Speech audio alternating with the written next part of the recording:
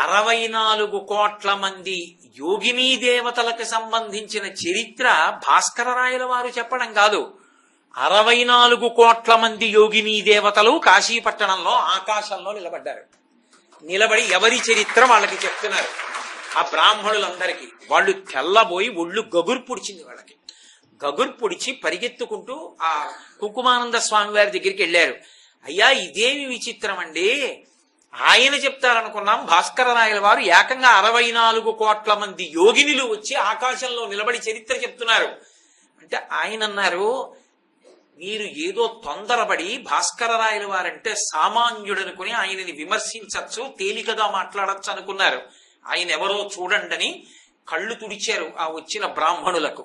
వాళ్ళు కళ్ళు విప్పి చూసేసరికి మహానుభావుడికి భాస్కర రాయల వారి యొక్క కుడి భుజం మీద లలితాపరాభట్టారిక, ఎడం భుజం మీద శ్యామలాదేవి కూర్చుని ఆయన ఉపాసకుడు కూర్చుని దర్శనమిచ్చారు.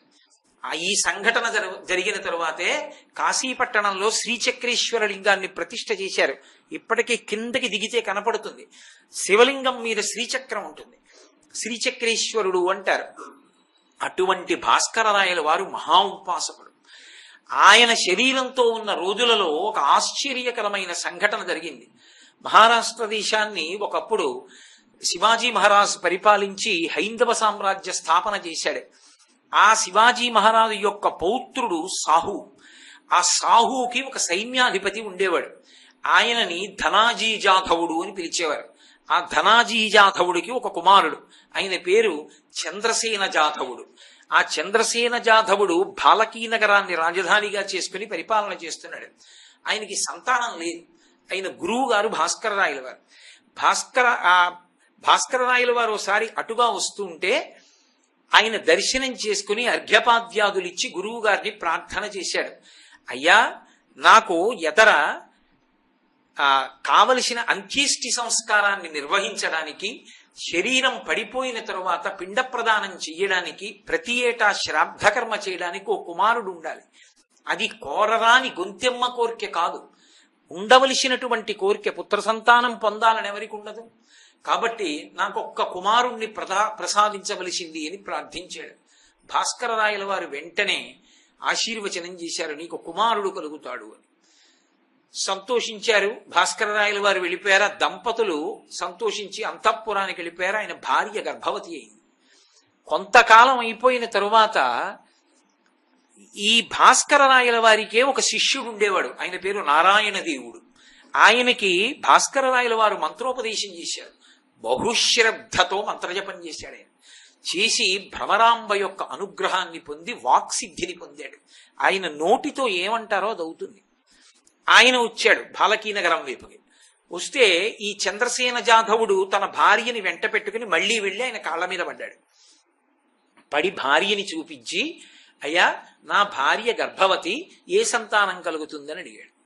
ఆయన ఏదో ఆలోచన చేస్తూ ఆడపిల్ల పుడుతుంది అన్నాడు. అంటే వెంటనే రాజు అన్నాడు, మగపిల్లవాడు పుడతాడని మీ గురువు గారు భాస్కర రాయల వారు ఆశీర్వదించారు అన్నాడు.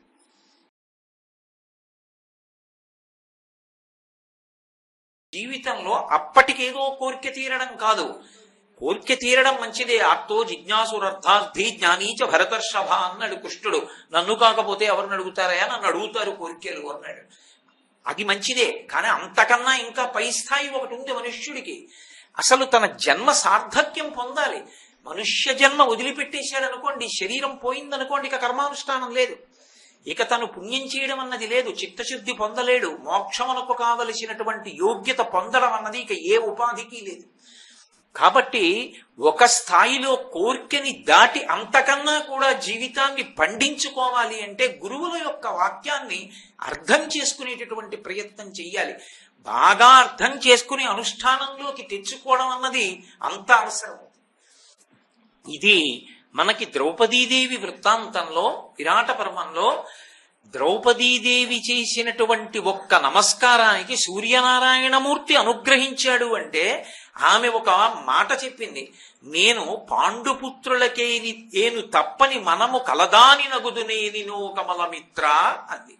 ఈ దేశంలో పతివ్రత యొక్క జీవితం ఎంత గొప్పదో నిరూపణం చేసింది. ఇంకేం అక్కర్లేదు, భర్తని అనుగమించుట ఆ ధర్మం కాపాడేస్తుంది. ఎంతటి మహాపతివ్రత అయిందో ఆవిడ్ని వెంటనే సూర్యుడు ఎంత గొప్పగా అనుగ్రహించాడో. అసలు మహాభారతంలో మళ్లీ 12 ఏళ్ళు అరణ్యవాసానికి వెళ్ళిపోవలసినటువంటి పాండవుల్ని కూడా సూర్యనారాయణమూర్తి ఎంత వైభవోపేతంగా కాపాడాడో. కాపాడి వాళ్ళని కష్టముల నుంచి గట్టెక్కించి మళ్ళీ సంతోషంగా వాళ్ళు రాజ్యాధికారం పొందేటట్టుగా కథ నడిచింది అంటే కీలకమైనటువంటి ఘట్టంలో సూర్యనారాయణమూర్తి చేసుకున్నటువంటి జోక్యం. ఆయన ఎంత కర్మసాక్షి, ఎంత కర్మాకర్మ ఫలప్రదాత, ఎంత ధర్మానురక్తి కలిగిన వాడు అన్నదానికి మహాభారతంలో సూర్యనారాయణమూర్తి వైభవంగా ఇదొక ప్రబల తార్కాణం.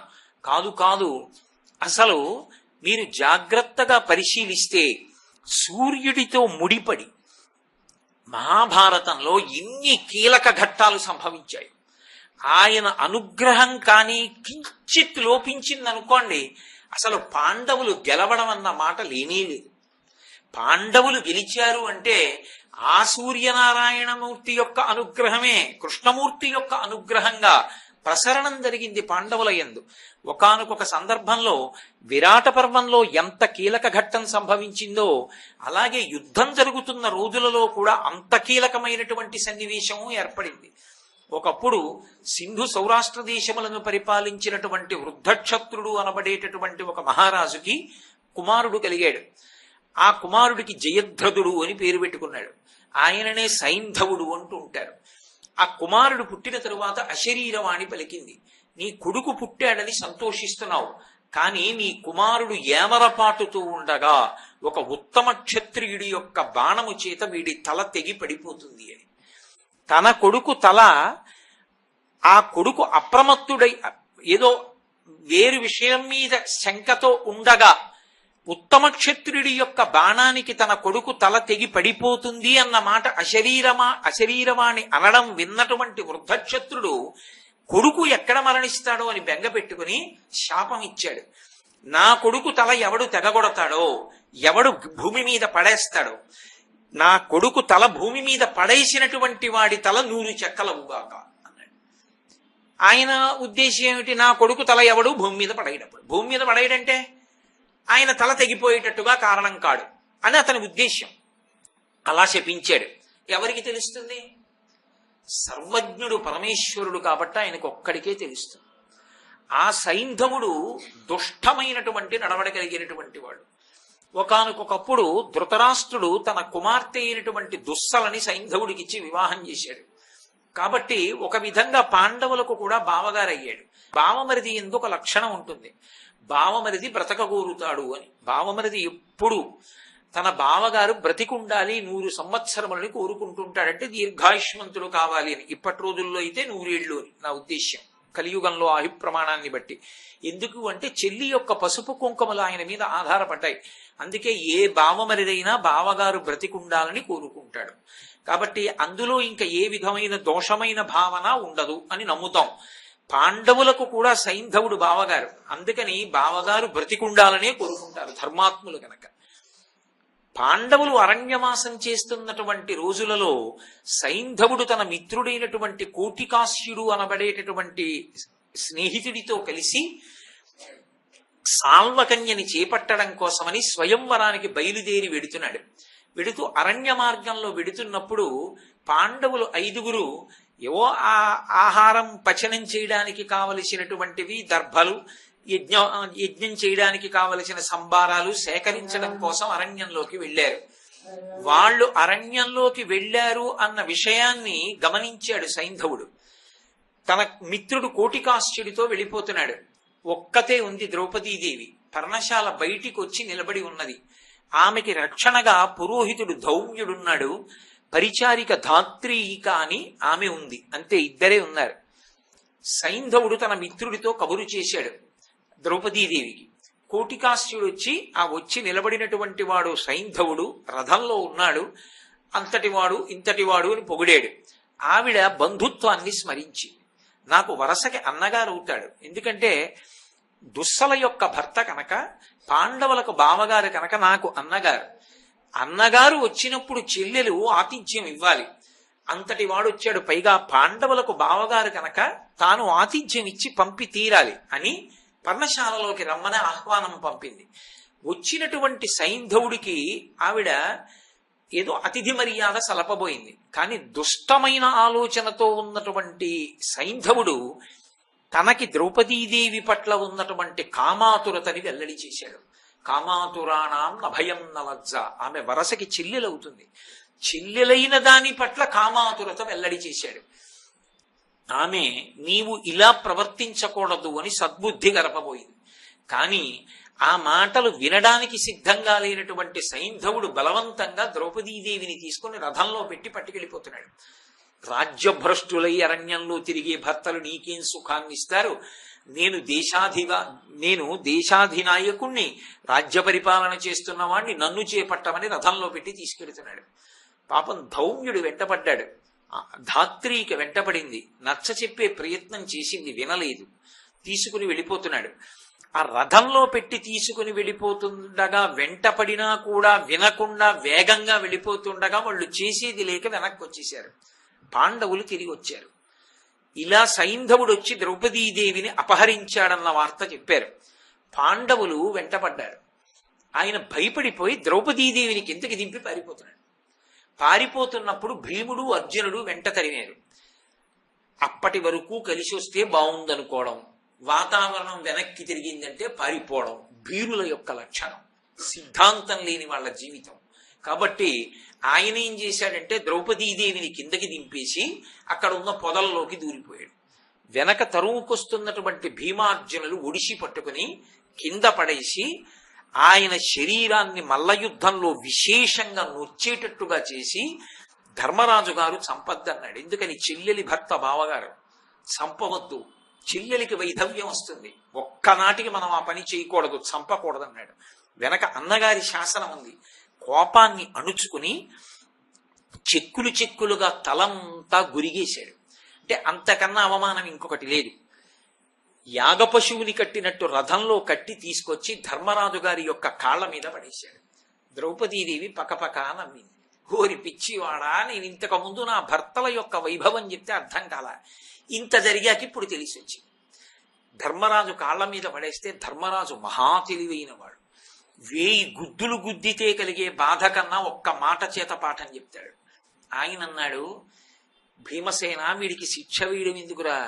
వీడు ఇంద్రియములకు లొంగిపోయినవాడు, సరి అయినటువంటి బుద్ధి లేనటువంటి వాడు, ధృతి లేనివాడు, అల్పుడు, వీడికి శిక్ష ఏంటి?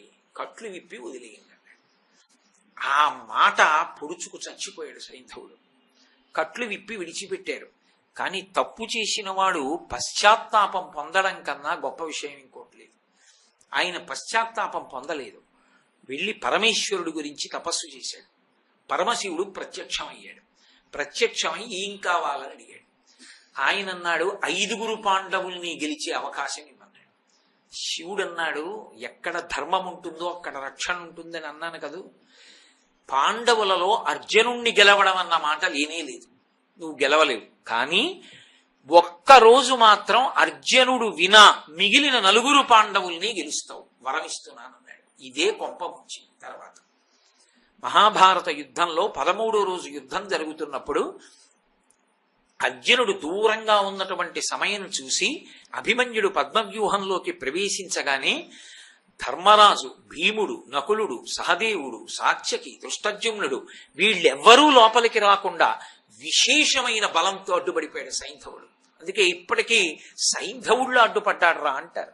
ఒక్కొక్కడికి భగవంతుడిచ్చిన శక్తి అలా విజృంభించి పాడు చేయడానికి పనికొస్తుంది. తాను అడ్డుపడ్డ కారణం చేత ఆ రోజున ఒక్క వీరుడు కూడా లోపలికి రాలేకపోయాడు, అభిమన్యుడికి సహాయం అందించలేకపోయాడు. అభిమన్యుడు మరణించాడు ఆ యుద్ధంలో. అయిపోయింది, ఒకరోజు వరం పూర్తయిపోయింది కదా. అర్జునుడికి మాట తెలిసింది. అగ్నిహోత్రంలా వెనక్కి వచ్చాడు శిబిరానికి. అన్నయ్య, ఎవరి వలన చనిపోయాడు నా కొడుకని అడిగాడు. సైంధవుడి వల్ల చనిపోయాడు రా, శివుడిచ్చిన వరం ఉంది, ఒకరోజు ఆపగలడు, ఆపేశాడు రా, మమ్మల్ని అడ్డుపడ్డాడు, లోపలికి వెళ్ళలేకపోయామన్నాడు ధర్మరాజు. ఏ సైంధవుడు నా కొడుకు మరణానికి కారణమై పద్మవ్యూహ ప్రవేశం మీరు చెయ్యకుండా అడ్డగించాడో వాణ్ణి రేపు సూర్యాస్తమయం లోపల చంపేస్తానని ప్రతిజ్ఞ చేశాడు. ఒకవేళ చంపలేకపోతే ఇక నేను ఈ గాంధీవం విడిచిపెట్టేస్తాను, అస్త్ర సన్యాసం చేసేస్తాను, లేదా ప్రాణం తీసేసుకుంటాను, నేను కూడా ప్రాయోపవేశం చేసి శరీరం వదిలిపెట్టేస్తానన్నాడు. ప్రతిజ్ఞ అంటే అప్పటికున్నటువంటి బాధలో తొందరపడి చేసేశాడు. ఇది పాండవులకు ఎంత కష్టమైందో కౌరవులకు అంత పెద్ద అవకాశమైంది. సైంధవుడు ఇది విని పారిపోతున్నాడు. పారిపోతున్నవాడు దుర్యోధనుడి దగ్గరికి వెళ్ళి ఇచ్చాడు, నీకోసమని అభిమన్యుడిని అడ్డుకున్నాను, అభిమన్యుడి మరణానికి కారణమయ్యాను. అర్జునుడు ప్రతిజ్ఞ చేశాడు, రేపటి సూర్యాస్తమయం లోపల నన్ను చంపేస్తాడట, ఎలా అని. దుర్యోధనుడు అన్నాడు, బెగ్గ పెట్టుకోకు, మేమందరం లేము, మేం కాపాడతాం అన్నాడు. ఇప్పుడు ఏమైందంటే మహాభారత యుద్ధంలో ఆ ఒక్క రోజు సూర్యాస్తమయం లోపల సైంధవుడు చిక్కకుండా చూడగలిగితే చాలు. అర్జునుడికి సైంధవుడు దొరకలేదనుకోండి, అయిపోయింది కురుక్షేత్ర యుద్ధం. ఎందుకనంటే ప్రతిజ్ఞ చేశాడు కాబట్టి అర్జునుడే శరీరం విడిచిపెట్టేయాలి. అర్జునుడు శరీరం విడిచిపెట్టేశాడు అనుకోండి, ఇక పాండవులకు విజయం ఎక్కడది? కర్ణుడిని నిగ్రహించే వాళ్ళెవరు? అందుకని మహాభారత యుద్ధం పూర్తయిపోయినట్టే, దుర్యోధనుడు గెలిచేసినట్టే. కాబట్టి ఇప్పుడు దుర్యోధనుడు అన్నాడు, గొప్ప అవకాశం వరించింది మనని అర్జునుడి ప్రతిజ్ఞ రూపంలో. రేపటి రోజున సర్వ యోధులు కూడా ప్రాణాలు ఒడ్డి ఎలా అయినా సరే సైంధవుణ్ణి కాపాడాలి అని సర్వసైన్యాధిపత్యంలో ఉన్నటువంటి గురువు ద్రోణాచార్యుల వారిని పిలిచాడు. అయ్యా, మీరు ఏ వ్యూహరచన చేస్తారో నాకు తెలియదు, రేపు ఎట్టి పరిస్థితుల్లో సూర్యాస్తమయం వరకు సైంధవుడు మాత్రం చిక్కకూడదు అర్జునుడికి, మమ్మల్ని కాపాడండి. వెంటనే మహానుభావుడు ద్రోణాచార్యుల వారంటే సామాన్యుడా, ఆయన శకట వ్యూహాన్ని పన్నాడు. శకట వ్యూహంలో శూచి వ్యూహం, శూచి వ్యూహంలో ఒక చివరికి పద్మ వ్యూహం పెట్టాడు. పెట్టి బాగా చివరికి సైంధవుణ్ణి పెట్టాడు. సైంధవుడి చుట్టూ యోధుల్ని పెట్టాడు. అసలు వ్యూహానికి ప్రవేశ ద్వారం దగ్గర తాను నిలబడ్డాడు. వచ్చినటువంటి అర్జునుడు తనని ఓడించి లోపలికి వెళ్ళాలి. ద్రోణుణ్ణి ఓడించడం అంటే ఏం మాటలా? అసలు ద్రోణుడితో యుద్ధం పూర్తయ్యేసరికే మధ్యాహ్న కాలం దాటిపోయింది. దాటిపోయిన తరువాత అర్జునుడు లోపలికి వెళ్ళాడు. లోపలికి వెళ్ళిన తర్వాత అతిరథులు, మహారథులు, ఎందరో యోధులు ఎదురొచ్చారు. వీళ్ళందరినీ ఓడిస్తూ ఓడిస్తూ ఓడిస్తూ సాయంకాలం ఇక సూర్యాస్తమయం దగ్గర పడిపోతోందనగా సైంధవుడు ఉన్న చోటికి వెళ్ళాడు. తీరా సైంధవుడితో యుద్ధం చేద్దాం అనుకున్నాడు. తనకి సైంధవుడికి యుద్ధం ప్రారంభమైంది. 5 కౌరవ యోధులు సైంధవుడిని చుట్టుముట్టి అర్జునుడి మీద బాణ పరంపర ప్రయోగిస్తున్నారు. వాళ్ళని ఓడించగలడు, కానీ సమయం లేదు, అయిపోతోంది సూర్యాస్తమయం, చీకటి పడిపోతోంది. ఇంకా కొద్ది క్షణాల సమయం ఉంది. సూర్యాస్తమయం కాని అయిపోయిందా? ధర్మం అంటే ధర్మమే. ఈ దేశంలో అన్నిటికన్నా గొప్పది ఏమిటంటే ధర్మం. యుద్ధం కూడా ధర్మయుద్ధమే. సూర్యాస్తమయం అయిపోయింది అనుకోండి, ఎంతో కాలం నుంచి ఎదురు చూస్తున్నటువంటి శత్రువీ చేత చిక్కిన జుట్టు పట్టుకుని ఇంకా గుండెల్లో బాకు దింపే సమయానికి సూర్యాస్తమయం అయితే వదిలిపెట్టేది. అంత ధర్మయుద్ధం. అందుకే ఈ దేశంలో జరిగిన యుద్ధాలకే ధర్మయుద్ధాలని పేరు. అంత ధర్మంతో చేశారు తప్ప యుద్ధంలో కూడా ధర్మాన్ని విడిచిపెట్టి యుద్ధం చేయలేదు. అయిపోతోంది సూర్యాస్తమయం. సూర్యుడు ఒరిగిపోయాడా పశ్చిమాద్రికి, అయిపోయింది, కాలం అయిపోయింది. అర్జునుడి దగ్గర గాంధీవమే ఉండొచ్చు, పాశుపతాస్త్రమే ఉండొచ్చు, ఎన్ని అస్త్రాలున్నా నిరర్థకం. అర్జునుడు శరీరం విడిచిపెట్టాలి. అర్జునుడు శరీరం విడిచిపెట్టిన క్షణంలో మిగిలిన పాండవులు ఉండి లేనట్టి వారి. ఇంత ప్రమాదకరమైనటువంటి సమయం ఆసన్నమైపోయింది. సూర్యుడు పోని పక్షపాత బుద్ధితో మరికొంతసేపు ఉండొచ్చు ఆకాశంలో? ఆయన అలా ఉండడం. ఆయన అలా ఏదో తనవారని పక్షపాతాలు అలా ఉండడాలు అలా ఉండే అవకాశం లేదు. కాబట్టి ఒరిగిపోతున్నాడు. ఇప్పుడు ఏకంగా ధర్మం అన్న మాట ఎలా నిలబడుతుంది లోకంలో? పెద్ద ప్రశ్న కూర్చుంది. అప్పుడు కృష్ణ భగవానుడు చూశాడు. ఆందోళనలో ఉన్నాడు అర్జునుడు. 5 యోధుల్ని కొట్టాలి. కొట్టిన తర్వాత సైంధవుడి దగ్గరికి వెళ్ళాలి. మళ్లీ సైంధవుడితో యుద్ధం జరగాలి. అప్పుడు ఆయన తల కొట్టాలి. అయిపోతుంది సూర్యాస్తమయం. ఇంత అర్జునుడు, ఇంత గాంధీవి, ఇంత సవ్యసాచి కంగారు పడిపోయాడు. ఎంతటి చీకాకు పడిపోయాడంటే తాను చేసిన ప్రతిజ్ఞ తనకెదురొచ్చి నిల్చుంది. అటువంటి సందర్భంలో కృష్ణ భగవానుడు అన్నాడు వెనక నుంచి, తగన్ చలము పెనగా చనదిక.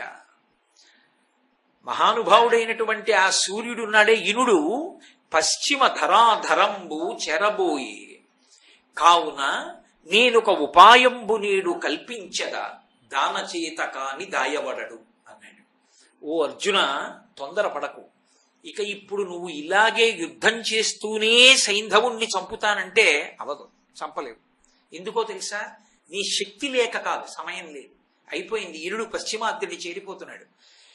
ఒరిగిపోయాడా? అయిపోయిందంతే, సూర్యాస్తమయం. సూర్యాస్తమయం అయిందా ఇక నువ్వు బాణం వేయకూడదు, అయిపోయింది, సైంధవుడు గెలిచేశాడు అని. ఇప్పుడు నేను ఒక చిన్న ఉపాయాన్ని తయారు చేస్తాను అని ఆయనే, ఈయన కదూ భగవానుడు, ఒక మాయాతిమిరాన్ని సృష్టించాడు మహానుభావుడు. ఆయన సృష్టించినటువంటి ఆ మాయా తిమిరం సూర్యుడికి అడ్డెళ్ళింది. అసలే ప్రదోష వేళ చీకటి పడిపోతోంది. నల్లటి మబ్బులు సూర్యుడిని కప్పగానే చీకటిగా అయిపోయింది. అయిపోగానే ఎవడో అన్నాడు, అయిపోయిందిరా సూర్యాస్తమయం, మనం గెలిచేశామన్నాడు. అనగానే అమ్మయ్యా సూర్యాస్తమయం అయిపోయింది, పశ్చిమ దిక్కుకి సూర్యుడు ఉరిగిపోయాడు. ఉరిగిపోయాడా లేదా ఈయనకి ఎందుకు, పక్క వాళ్ళు చెప్పరు. సంతోషంతో గబగబా వాహనం మీదకెక్కి మెడ నిక్కించి చూస్తున్నాడు ఇలాగా పశ్చిమ దిక్కు వంక. కొద్ది క్షణాల కాలం ఉంది, తిమిరం తొలగించాడు కృష్ణుడు. మళ్ళీ సూర్యుడు ప్రకాశం కనపడింది. అడిగో సైంధవుడి తల కొట్టే బాణం వేశాడు. ఎదురుగుండా నిక్కించి కనపడుతున్నాడు కదూ, తగినంత శ్రద్ధతో లేడు, అటు దిక్కు చూస్తున్నాడు. ఇటు తిరిగే లోపల అర్జునుడు బాణం వేసి కొట్టాడు, తెగిపోయింది తల. సైంధవుడి తల తెగి కింద పడుతోంది. కృష్ణుడు అన్నాడు, ఆ తల కింద పడడానికి వీల్లేదు, దాన్ని అలా బంతులాడు కాసేపు ఆకాశంలో అన్నాడు. మళ్ళీ ఎందుకని వృద్ధక్షత్రుడి శాపం ఉంది, ఆ తలకాని కింద పడిపోయింది అనుకోండి, అర్జునుడి తల నూరు రెక్కలైపోతుంది, అది కింద పడకూడదు. అందుకని బాణాలతో బంతులాడు ఆకాశంలో అన్నాడు. ఎలా అంతసేపు బంతులు ఎలా ఆడతాను? ఒక పక్క బాణం వేసి బంతులాడుతూ ఒక పక్క యోధులతో యుద్ధం చేస్తున్నాడు. వీళ్ళని నిగ్రహించాలి, ఆ బంతికి ఆ తల కింద పడకూడదు. ఏకకాలంలో రెండిటితో ఆడుతున్నాడు. వెనక్కి తిరిగి అడిగాడు, బావా ఎంతసేపు ఆడను ఈ తలతో ఇలా ఆట? ఆయన అన్నాడు, ఇప్పుడు నిన్ను రక్షించగలిగింది పాశుపతాస్త్రం ఒక్కటే. పాశుపతాస్త్రాన్ని తీసి అభిమంత్రించి విడిచిపెట్ట తల మీద. ఎక్కడో వృద్ధక్షత్రుడు ఆ శమంతక పంచకం దగ్గర తపస్సు చేస్తున్నాడు. ఈ తల వెళ్లి ఆయన ఒళ్ళో పడాలని సంకల్పం చేసి కొట్టాడు. పాశుపతాస్త్రాన్ని విడిచిపెట్టాడు. దాని దివ్య ప్రభావం చేత ఈ తల వెళ్లి ఎక్కడో శమంతక పంచకం, పరశురాముడు క్షత్రియుల్ని వధించి నిత్తుటితో తర్పణ చేసినప్పుడు ఏర్పడినటువంటి శమంతక పంచకం దగ్గర తపస్సు చేసుకుంటున్నటువంటి సైంధవుని యొక్క తండ్రి అయిన వృద్ధక్షత్రుని యొక్క ఒళ్ళో పడింది. ఒళ్ళో పడగానే ఆయన మంచి ధ్యానంలో ఉన్నాడు. ఒళ్ళో ఏదో పడిందని చూశాడు. నెత్తుటి ముద్ద బాణాలతో బంతులు ఆడాడు కదూ, చీ తల అని ఇలా అన్నాడు, కింద పడిపోయింది. ఎవరు తల కింద పడేశాడో వాడి తల నూరు ఒక్కలవుతుంది, తండ్రి తల నూరు ఒక్కలైపోయింది. ఆ విధంగా తండ్రి కొడుకు కూడా శరీరం విడిచిపెట్టేశారు. సూర్యాస్తమయం అనేటటువంటిది కొద్ది క్షణాలు ఉండగా మాయాతిమిరాన్ని వేసి సైంధవుడి యొక్క తల తెగడానికి కృష్ణుడు కారణం కాకపోయి ఉంటే ఆయన ఎంత ధర్మమునందు నిలబడతాడో, ధర్మమును రక్షించడానికి మాయా తిమిరం చాటుకు వెళ్లి మళ్ళీ అర్జునుడికి అవకాశం కల్పించాడు. మీరు ఇందులో ఒకటి గుర్తు పెట్టుకోవాలి, పక్షపాతం కాదది, ధర్మమును నిలబెట్టడం. ధర్మం అన్నది పోయిందనుకోండి, అసలు ఆ రోజున మాయాతిమిరం వేస్తే మాత్రం నేనెందుకు లొంగాలి అన్నాడనుకోండి సూర్యుడు, అలా అన్న ఉత్తర క్షణంలో ఇంకా లోకంలో ధర్మం ఎందుకు నిలబడుతుంది? అసలు ఎవరి మానాన వాళ్ళు ధార్మికంగా ఎందుకుంటారు? అలా ఉండనప్పుడు బలహీనుడు అన్నవాడు ఎలా బ్రతుకుతాడు లోకంలో? ధర్మము నిలబడాలి. ధర్మము నిలబడాలి అంటే కృష్ణ భగవానుడు మాయాతిమిరాన్ని సృష్టించి మహాభారతంలో అర్జునుడు బ్రతకడానికి కారణమయ్యాడు కాబట్టి సైంధవుడి తల తెగింది కాబట్టి కౌరవులు మళ్ళీ నిస్సత్తువకి లోనైపోయారు కాబట్టి మళ్ళీ ఉత్సాహాన్ని పుంజుకుని పాండవులు నడవగలిగారు. సూర్యుని యొక్క గమనము, ఆ సూర్యాస్తమయ సూర్యోదయాలనేటటువంటివి అంత కీలకమైనటువంటి పాత్ర పోషించాయి. ఆయన అంతటి మహానుభావుడైన సూర్యనారాయణమూర్తి ఆయనని కూడా నిన్ను శపిస్తానేమనుకుంటున్నావో అని ఇలా వేలు చూపించి లొంగదీసినటువంటి ఉపాసకులు ఉన్నారు ఈ లోకంలో. ఇదే భూమి మీద ఎంతటి మహాత్ములు జన్మించారంటే ఇంతటి ధర్మమూర్తి, అంతటి తేజోమూర్తి, హరిహర బ్రహ్మ మహానుభావంబులొక్కటింకాక గరిగిన గట్టి అటువంటి వాణ్ణి ఇలా వేలు చూపించి, నువ్వు కాని నాకు వశవర్తివి కాకపోతే, నీ చెప్పిన మాట వినకపోతే నా ఉపాసన చేత నీ ఉపాసన విధానాన్ని నశింపచేస్తానేమనుకుంటున్నావో అన్నంత ఉపాసకులు ఈ లోకంలో పుట్టారు. భాస్కర రాయల వారిని మహానుభావుడు లలితా సహస్రనామ స్తోత్రానికి వ్యాఖ్యానం చేశారు. ఆయన ఎంత గొప్ప వ్యాఖ్యానం అంటే అదే మామూలు భాష్యం కాదు. అది భాస్కర రాయల వారు లలితా సహస్రానికి అంతటికీ వ్యాఖ్యానం వ్రాసిన తరువాత కాశీపట్టణానికి వెళ్ళారు. కాశీపట్టణానికి వెడితే అక్కడ గంగ తీరంలో ఉన్నటువంటి బ్రాహ్మణులందరూ వచ్చి ఆయన్ని అడిగారు, అయ్యా మీరు మహాచతుషష్ఠి యోగిని గణసేవిత అని ఒక నామానికి వ్యాఖ్యానం చేశారు. 64 కోట్ల మంది యోగిని దేవతలు లలితాపరాభట్టారికను ఆరాధన చేస్తాయని మీరు భాష్యం చేశారు కదా, 64 కోట్ల మంది యోగినుల పేర్లు చెప్పండి, వాళ్ళ చరిత్ర చెప్పండి అని అడిగారు. అడిగితే ఆయన నవ్వి అన్నారు భాస్కరరాయల వారు, ఇవాళ సాయంకాలం మీరు గంగ స్నానం చేసి సంధ్యావందనం చేసుకొచ్చి గంగ తీరంలో కూర్చోండి, 64 కోట్ల మంది పేర్లు చెప్తాను చరిత్ర అన్నారు. ఆయన అమ్మవారికి నమస్కారం చేశారు. అమ్మా, పెద్ద పరీక్ష, బ్రాహ్మణులు నన్ను ఇలా అడిగారు, తల్లి నువ్వే గట్టెక్కించాలన్నారు. భక్తుడికి రక్షణ ఏమిటండి? భక్తి ధర్మమే. కాబట్టి ఆయన ధర్మాన్ని నమ్ముకుని నమస్కారం చేశారు. చేసి కూర్చున్నారు. ప్రదోష వేళయింది, సంధ్యావందనం చేసుకుని వచ్చారు. బ్రాహ్మణులందరూ గంగా తీరంలో కూర్చున్నారు. కూర్చుని ఉంటే 64 కోట్ల మంది యోగినీ దేవతలకు సంబంధించిన చరిత్ర భాస్కర రాయల వారు చెప్పడం కాదు, 64 కోట్ల మంది యోగినీ దేవతలు కాశీపట్టణంలో ఆకాశంలో నిలబడ్డారు. నిలబడి ఎవరి చరిత్ర వాళ్ళకి చెప్తున్నారు. ఆ బ్రాహ్మణులందరికీ వాళ్ళు తెల్లబోయి ఒళ్ళు గగురు పొడిచింది. వాళ్ళకి గగురు పొడిచి పరిగెత్తుకుంటూ ఆ కుంకుమానంద స్వామి వారి దగ్గరికి వెళ్ళారు.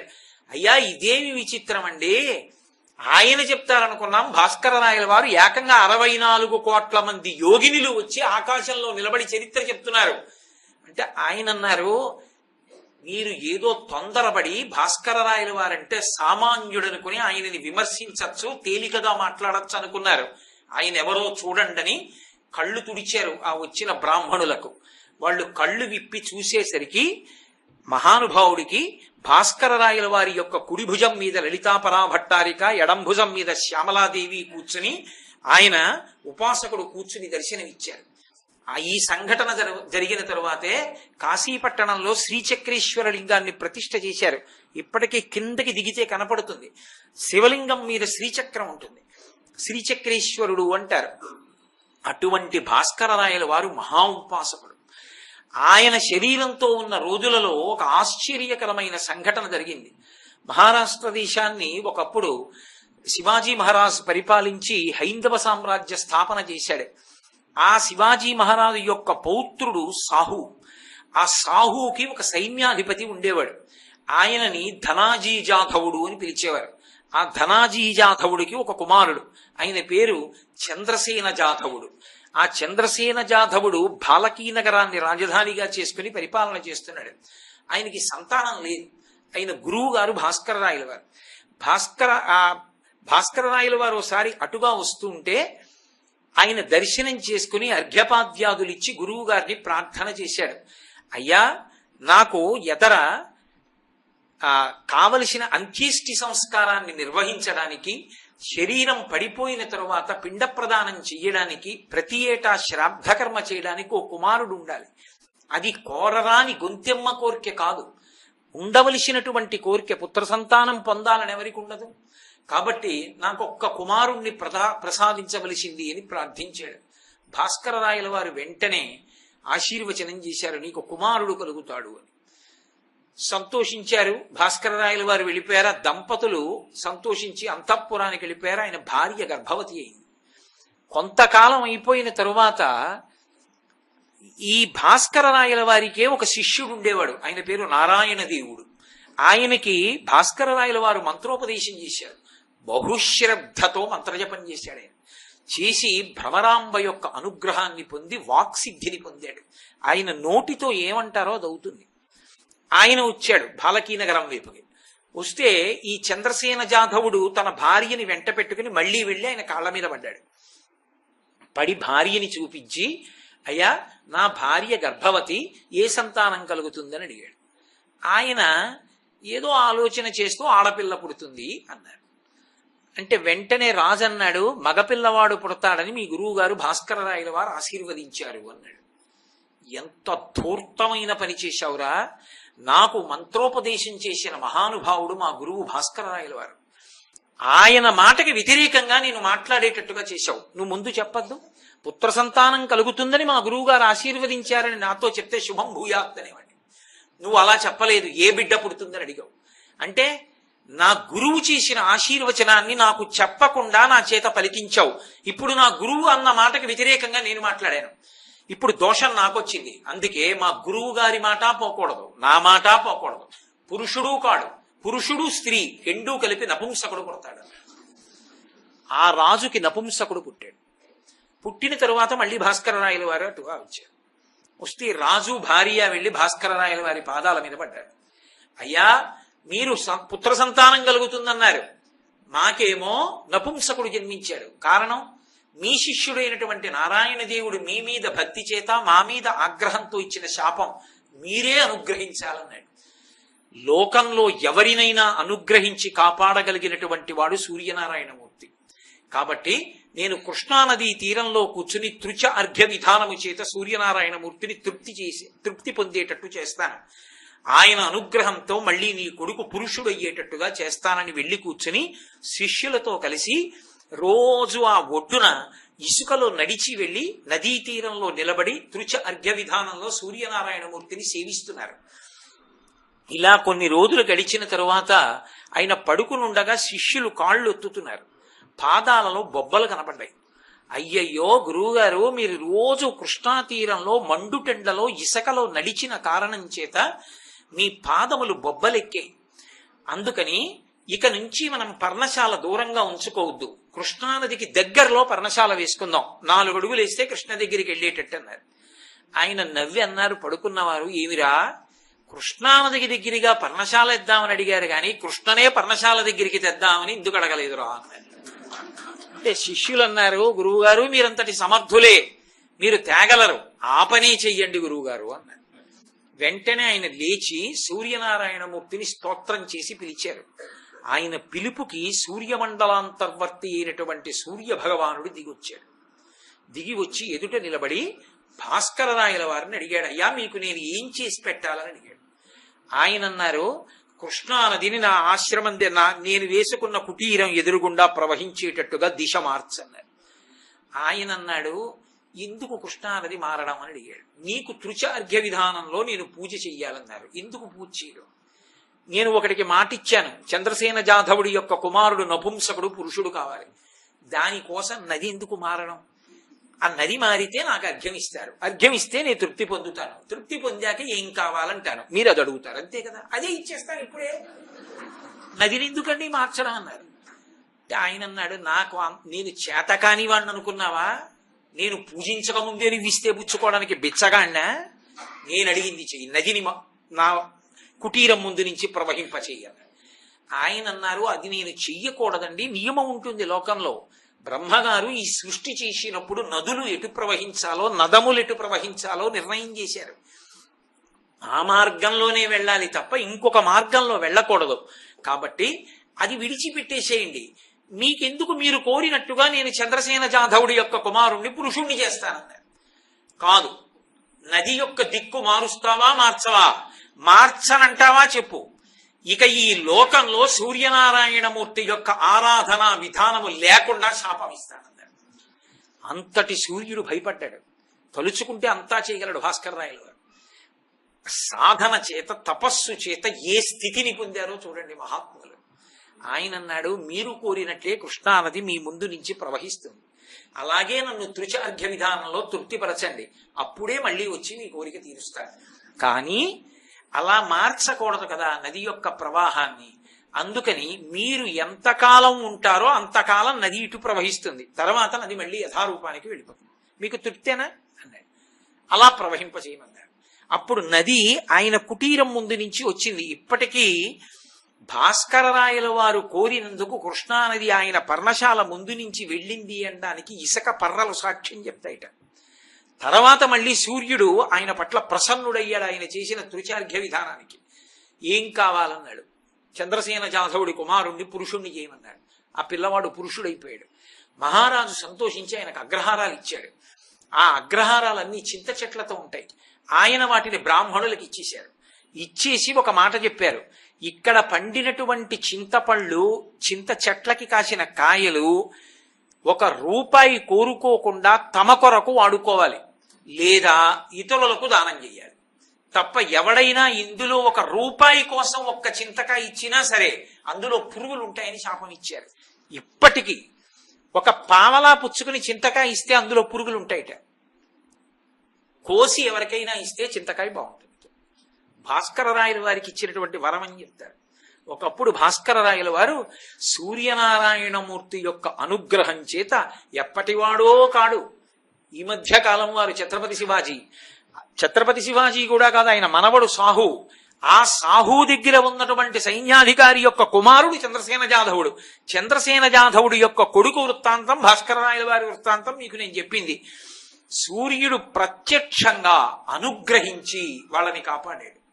కాబట్టి అసలు సూర్యనారాయణమూర్తి యొక్క అనుగ్రహం లేనటువంటిది, ఆయన యొక్క అనుగ్రహం పొందనటువంటిది, ఆయన స్పర్శ లేనిది మీకు ఎక్కడా పడదు.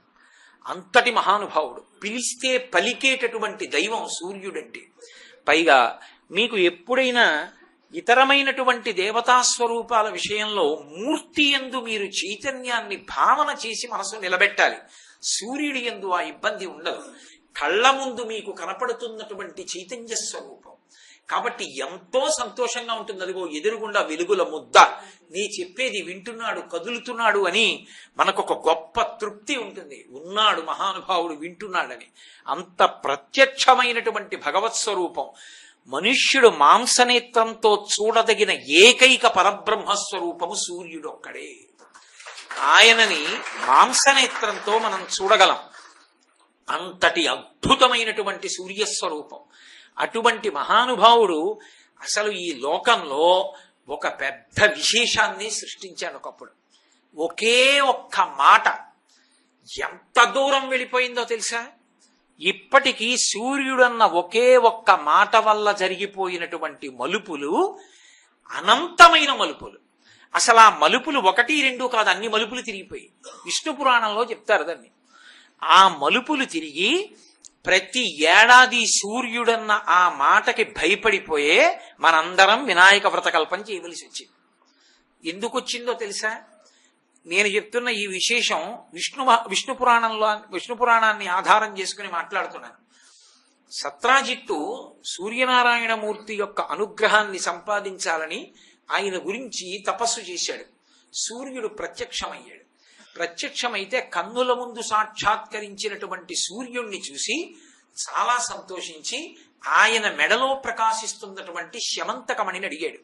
అది రోజుకి 8 బారువుల బంగారం పెడుతుంది. అది ఎక్కడ ఉంటుందో అక్కడ రోగములు ఉండవు, దుర్భిక్షములు ఉండవు, అనావృష్టి ఉండదు, అతివృష్టి ఉండదు, పీడలు ఉండవు. పరమ ప్రశాంతంగా పరమ సంతోషంగా ఉంటుంది. కానీ సూర్యుడు ఒక నియమం చెప్పాడు. దీని విషయంలో తచ్చశుషణ ధృతిమాన, ఇది ఎంత గొప్పది అంటే అశేషమేవ సువర్ణం ప్రసాదిత. ఎప్పుడు తచ్చమాన తచ్చ శుచిన ధృతిమాన ఇది ధరించేటప్పుడు, ఈ శమంతకమణిని మెడలో వేసుకున్నప్పుడు అంతఃశౌచం ఉండాలి, బహిశౌచం ఉండాలి. పైన శరీరము శౌచముతో ఉండాలి, లోపల అంతఃశౌచం ఉండాలి. లోపల బయట కూడా పవిత్రత లేకపోతే, అలా పవిత్రత ఉంటే బంగారము ఇస్తుంది, అనావృష్టి ఉండదు, అతివృష్టి ఉండదు, రోగాలు ఉండవు, ఎవరికి బాధలు ఉండవు, ప్రకృతి యందు ఉపద్రవాలు ఉండవు, పరమ ప్రశాంతంగా ఉంటారు. అన్యదాధారయంతమేవా, ఒకవేళ దాన్ని కాని ఇంకోలా అంటే అంతఃశౌచం లేకపోయినా బహిశౌచం లేకపోయినా, ఈ రెండింటిలో ఏది లేకపోయినా శమంతకమణిని ధరించినప్పుడు దానివల్ల ఏమవుతుందో తెలుసా? హంతీతి, ఎవడు అలా వేసుకున్నాడో వాడు మరణిస్తాడు. అప్పుడది శుభప్రదమైన ఫలితములనివ్వదు, ఉపద్రవాల్ని తీసుకొస్తుంది. తస్మాత్ జాగ్రత్త అని శమంతకమణి ఇచ్చాడు. ఆ ఒక్క మాట మలుపు తిప్పేసింది. పుచ్చేసుకున్నప్పుడు ఆ మాటని యథాతథంగా తీసేసుకుని సాధారణ వాక్యంగా తీసేసుకుని శమంతకమణిని పుచ్చేసుకున్నాడు. పుచ్చుకుని మెడలో వేసుకుని వస్తున్నాడు ద్వారకానగరంలో. అందరూ చూసిన వాళ్ళు సూర్యుడు నడిచి వచ్చేస్తున్నాడు అనుకున్నారు. ఆ మణికాంతి అలా ఉంటుంది. ఇది వెళ్ళి కృష్ణుడికి చెప్పారు. కృష్ణుడికి ఆయనే శ్రీహప్పతి. ఆయనకి ఎందుకండి ఆ మణి? ఆయనకి కావాలా? సాక్షాత్తు లక్ష్మికి భర్త ఆదిన్ శ్రీసతి కొప్పుపై తనువుపై అంశోత్తరీయంబుపై పాదాబ్జంబులపై కపోలతటిపై పాలిండ్లపై నూత్న మర్యాదంచెందు కరంబు క్రిందకుట ఆపైనాకరంబుంటమేల్ కాదే రాజ్యము గిజ్యమున్ సతతమే కాయంబు నాపాయమే అంటాడు బలిచక్రవర్తి. లక్ష్మీదేవి ఆయన యొక్క భార్య కాగలిగింది. అటువంటి లక్ష్మికి భర్త అయినటువంటి శ్రీయప్పతి అందరినీ అనుగ్రహించగలిగిన వాడు, ఇందరికీ అభయమ్ములిచ్చుచేయి అని అన్నమాచార్యుల వారి చేత స్తోత్రం చేయబడినటువంటి వరదహస్తం కలిగినటువంటి వాడు. ఆయన కర్మ శమంతకమణికి ఆయన ఎందుకు ఆశపడతాడు? ఆ శమంతకమణి మరొక రూపంలో సూర్యనారాయణుని మెడలో ఉందంటే ఆయనది కాదది. ఆయనకెందుకు ఆ మణి? ఆయన కొరకు కాదు, లోకం కోసం అడిగాడు. యాదవులందరి అభ్యున్నతి కొరకు. అది ఉగ్రసేన మహారాజు గారి దగ్గర ఉంటే కృష్ణుడు కాదు పట్టాభిషేకం చేసుకున్నది, ఉగ్రసేనుడికి ఇచ్చాడు రాజ్యం. ఉగ్రసేనుడికి ఆ మణి దొరికితే రత్నహారీచ పార్థివా అని లోకంలో పేరు. అమూల్యమైన మణులుంటే రాజు దగ్గర ఉండాలి అని. అవి ప్రజల యొక్క క్షేమానికి ఉపయోగపడతాయని శమంతకమణిని ఉగ్రసేనుడికి ఇమ్మన్నాడు. కానీ ఆ మణిని లోకోపకారానికి ఇవ్వడానికి సత్రాజిత్ ఒప్పుకోలేదు సరిగదా. కృష్ణుని యందు దుష్టమైన భావన చేశాడు. చిన్నప్పటి నుంచి చోరుడు. ఆ ఇంట ఈ ఇంట దూరి వెన్న దొంగిలించిన వాడు ఈ మణిని తస్కరిస్తాడేమో అని భయపడ్డాడు. ఎప్పుడైతే ఆయనకి అంతఃశౌచం పోయిందంటే మనసులో సరి అయినటువంటి పవిత్రమైన భావన లేదు. ఇప్పుడు ఈ మణి ఎక్కడ తన దగ్గర ఉంటే కృష్ణుడు అపహరిస్తాడోనన్న బెంగతో తమ్ముడు ప్రసేనుడికి ఇచ్చాడు. ఆ ప్రసేనుడు మెడలో వేసుకుని వేటాడడానికి వెళ్ళాడు. వేటాడడానికి వెళ్ళినప్పుడు కృష్ణుడు కూడా వెళ్ళాడు. ఇవాళ మనం వినాయక చవితి వ్రత కథ అని ఏదో 3 పేజీలు 4 పేజీల పుస్తకంలో చదువుకుంటున్న కథ యథార్థమైన కథ అని అసలు విష్ణు పురాణంలో లేదు. అదంతా ఏదో అర్థం లేని కథ ఏదో అందులో ఉంటుంది. అసలు కృష్ణుడు కూడా వెళ్ళాడు ఆ వేటకి. వెళ్ళినప్పుడు ప్రదోష వేళ దాటిపోయింది. ఆ రోజు భాద్రపద శుక్ల చవితి. ఆయన చంద్రుడి వంక చూశాడు. ఎందుకని? ప్రసేనుడు కనపడలేదు, తన నుంచి విడిపోయాడు. ఎందుకు విడిపోయాడు అంటే ప్రసేనుడు శరీర శోధన చేయవలసి వచ్చింది. శరీర శోధనం అంటే మలమూత్రములలో ఏదో ఒక దాన్ని శరీరంలోంచి విసర్జించడం. కాబట్టి ఆయన శరీర శోధన కోసం వెళ్ళాడు. వెళ్ళినవాడు పాదప్రక్షాళన చేసుకోలేదు. పాదప్రక్షాళన చేసుకోకపోతే శౌచం ఉండదు. శౌచం ఉండకపోతే అది వ్యతిరేక ఫలితాలు ఇస్తుంది. ఇప్పటికీ మంధనికి దగ్గర ఒక ఊరుంది సుందిళ్ళ అని. సుందిళ్ళ అన్న ఊళ్ళో యోగలక్ష్మీ నరసింహస్వామి వారు ఉంటారు. ఆ ఊరు ఎవరైనా బయలుదేరారనుకోండి, అంతఃశౌచం బహిశౌచం లేకపోతే ఆ ఊరు వెళ్ళరు, ఇంకో ఊరేదో పెడతారు. ఒకవేళ ఊరు వెళ్ళాడనుకోండి, ఆ దేవుడి ఆలయంలో గడప దాటి లోపలికి వెళ్ళేటప్పుడు శౌచం లేకపోతే స్పృహ తప్పి పడిపోతారు. అలా జరిగిందా అని విచారణ చేస్తే ఒక విషయం కూడా చెప్పాడు ఆయన. అర్చకులు కూడా లోపలికి వెళ్ళరు. విచిత్రం ఏంటంటే స్మార్తులు అర్చన చేస్తారు ఆయనకి. ఆ దేవాలయంలోకి వెళ్ళాలి అంటే అంతర్బహి శౌచములుంటేనే లోపలికి రాణిస్తారు ఆయన. అంతంత శక్తివంతమైన దేవాలయాలు ఇప్పటికీ ఉన్నాయి. కాబట్టి నేను ఆ దేవాలయ దర్శనానికి వెళదాం అనుకుంటే నన్ను తీసుకెడుతున్నటువంటి ఒక బ్రాహ్మణోత్తముడు నాతో ఓ మాట అన్నాడు. ఇతపూర్వం కూడా ప్రయత్నించాను, కొంతమంది విషయంలో నేనే దారి తప్పిపోయాను, తీసుకెళ్ళలేకపోయాను. మీకు ఈశ్వరుడు అనుగ్రహం ఉంటే వెడతాను, లేకపోతే లేదు, నీ తీసుకెళ్ళలేదని తర్వాత నా మీద నెపం వీకండి అన్నాడు. ఏదో భగవంతుడి యొక్క అనుగ్రహం నా యందు ఏ విధమైన అర్హత లేకపోయినా అనుగ్రహించి దర్శనం ఇచ్చాడు. కాబట్టి ఇప్పటికీ పరమేశ్వర స్వరూపాలు అటువంటి ఉన్నాయి. కాబట్టి బహిశౌచం లేదు. ఎప్పుడైతే శరీర శోధన చేసి పాదప్రక్షాళనం చేయలేదో ఆయనకి శౌచం పోయింది. శౌచం పోగానే ప్రదోష వేళ దాటినప్పుడే దాటగానే సింహం వచ్చి ప్రసేనుండి కొట్టేసి ఆ శమంతకమణిని నోట కరుచుకుంది. ఈలోగా కృష్ణుడు చీకటి పడిపోయిందని చూశాడు. చంద్రుడి వెలుతురు సరిపోవట్లేదు, చవితి నాటి తిథి. ఇప్పుడు చీకట్లో ఏం వెతుకుతాం, రేపొచ్చి వెతుకుదామని ఇంటికి వెళ్ళిపోయాడు. అప్పుడు చూశాడు చవితి చంద్రుణ్ణి. విష్ణు పురాణం అలా చెప్పింది. ఆకాశంలో చంద్రుణ్ణి ఎప్పుడు చూశాడు అంటే ప్రసేనుడితో వేటకెళ్ళినప్పుడు చూశాడు అని.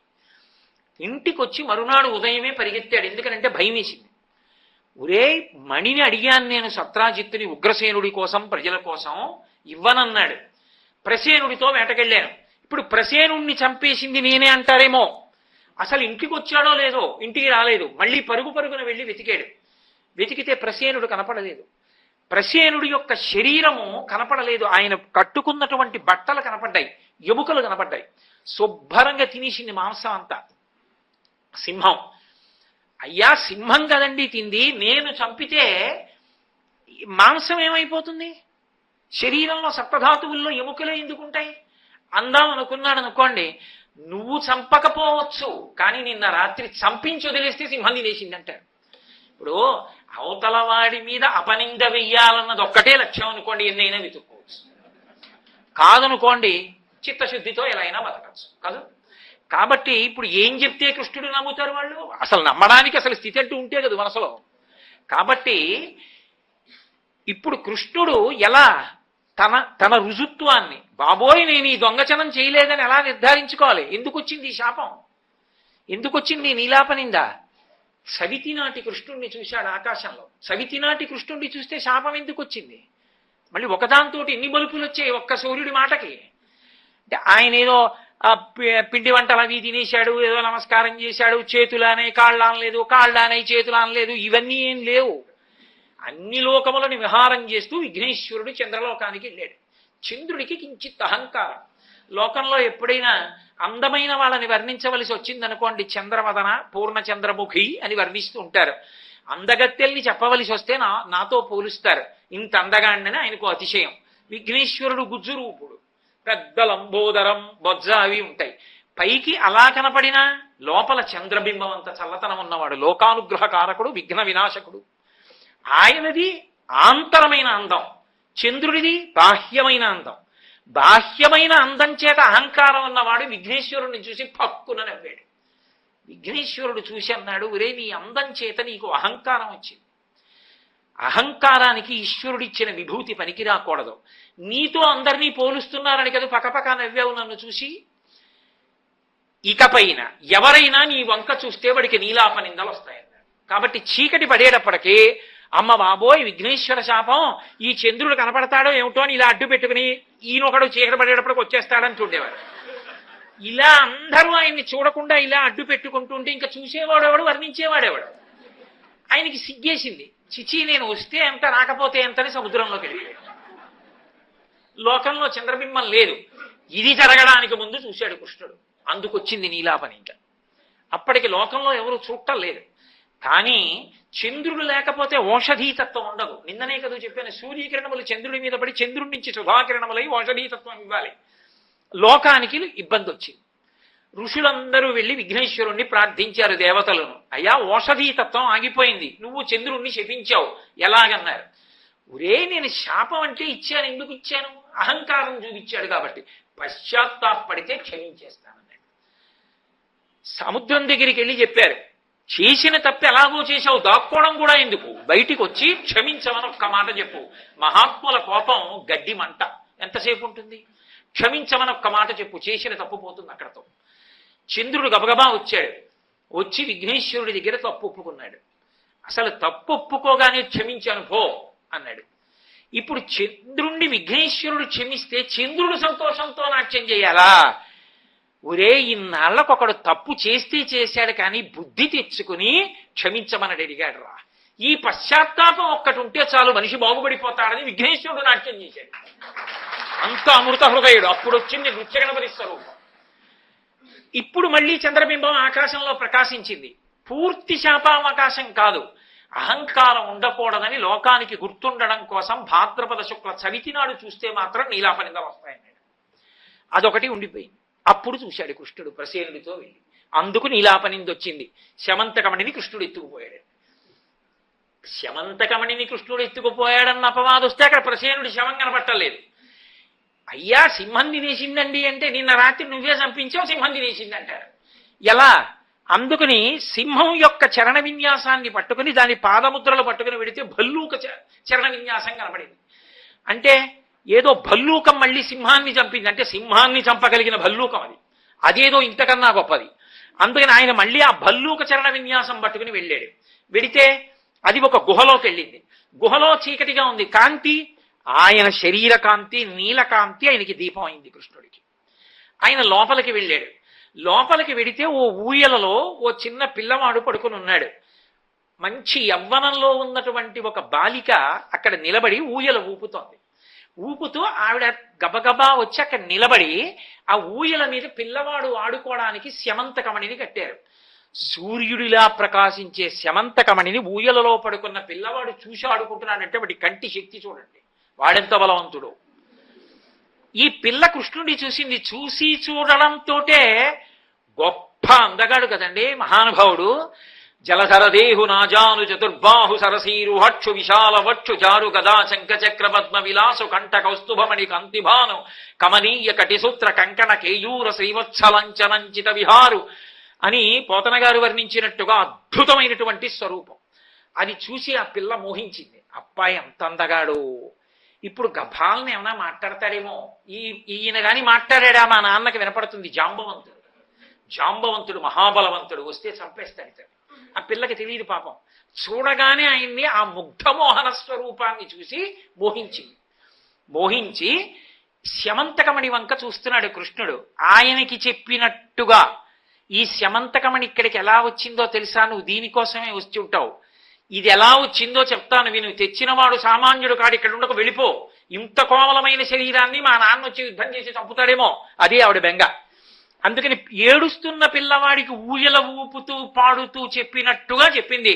ఆవిడంది సింహ ప్రసేనమవధీహి సింహో జాంబవతాహత సుకుమార కమారోధీహి తవ హ్యేషా స్యవంతక అంది. వినాయక వ్రత కల్పంలో కథంతా చదవక్కర్లేదు, ఈ ఒక్క శ్లోకమే చదువుకున్నా చాలు. ఇదొకటే చదవమని చెప్పారు. ఎందుకనంటే ఆవిడ చెప్పింది సింహ ప్రసేనమవధీహి, సింహం ప్రసేనుణ్ణి చంపింది. సింహో జాంబవతాహత, ఆ సింహాన్ని జాంబవంతుడు చంపాడు. సుకుమార కమారోధీహి, సుకుమారక అంటే ఓ పిల్లవాడా ఏడవకు, తవ హ్యేష స్యమంతక, ఈ స్యమంతకమని నీకోసమే తెచ్చాడు మీ నాన్న జాంబవంతుడు. ఈ పిల్ల జాంబవతి.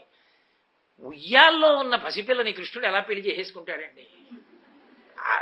అసలు అలా రాసేస్తే కొంచెం పిల్లలకి వెంటనే దాని మీద నమ్మకం పోయి మరి అంత అన్యాయంగా పసిపిల్లల్ని పెళ్లి ఏమిటండి అని పాపం వాళ్ళు అడిగారంటే అడగరండి.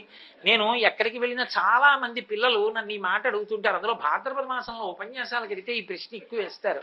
అని అంత ఉయ్యాల్లో పిల్లని పెళ్లి ఏమిటండి అంటుంటారు. ఉయ్యాల్లో పిల్లని పెళ్లి చేసుకోలేదు, ఉయ్యాలలో జాంబవంతుడి కొడుకున్నాడు, ఊపింది యవ్వనంలో ఉన్న జాంబవతి. జాంబవంతుడి కూతురు ఊపుతూ ఈ శ్లోకం చెప్పింది. సుకుమార కమారోధీహి, ఓ తమ్ముడా పిల్లవాడా ఏడవకురా, తవ హ్యేషా స్యమంతక, స్యమంతకమని నీకేరా అంది. పైకి పిల్లవాడిని ఊపుతూ తమ్ముడికి చెప్తున్నట్టుంది. ఇది ఎవరికి చెప్పింది? కృష్ణుడికి చెప్తోంది. స్యమంతకమని ఇలా వచ్చిందని అర్థమైంది. లోపల జాంబవంతుడు ఉన్నాడని. 21 రోజులు యుద్ధం జరిగింది ఇద్దరికి. అప్పుడు అర్థమైంది ఆయనకి. మెల్లిగా జాంబవంతుడి బలం తగ్గుతోంది, కృష్ణుడి బలం పెరుగుతోంది. మల్ల యుద్ధంలో ఆయన స్పర్శ వల్ల జ్ఞాపకానికి వచ్చింది. చిరంజీవిత్వాన్ని ఇచ్చాడు. రామావతార పరిసమాప్తి చేస్తూ 5 వానరులకు ఇచ్చాడు. ఆ 5 వానరాల్లో నేను ఒకడిని, జాంబవంతుడు కూడా ఒకడు. బ్రహ్మగారి అంశతో పుట్టినవాడు, దీర్ఘాయుష్మంతుడు, చిరంజీవి. ఆ రోజులలో త్రేతాయుగంలో కోరుకున్నాను, ఒక్కసారి రాముణ్ణి కౌగిలించుకుంటే బాగుండని. ఎందుకంటే ఆయన రూపం అలా ఉంటుంది. పుంసామోహన రూపాయ పుణ్యశ్లోకాయ మంగళం. పురుషులు మోహిస్తారు ఆయన్ని.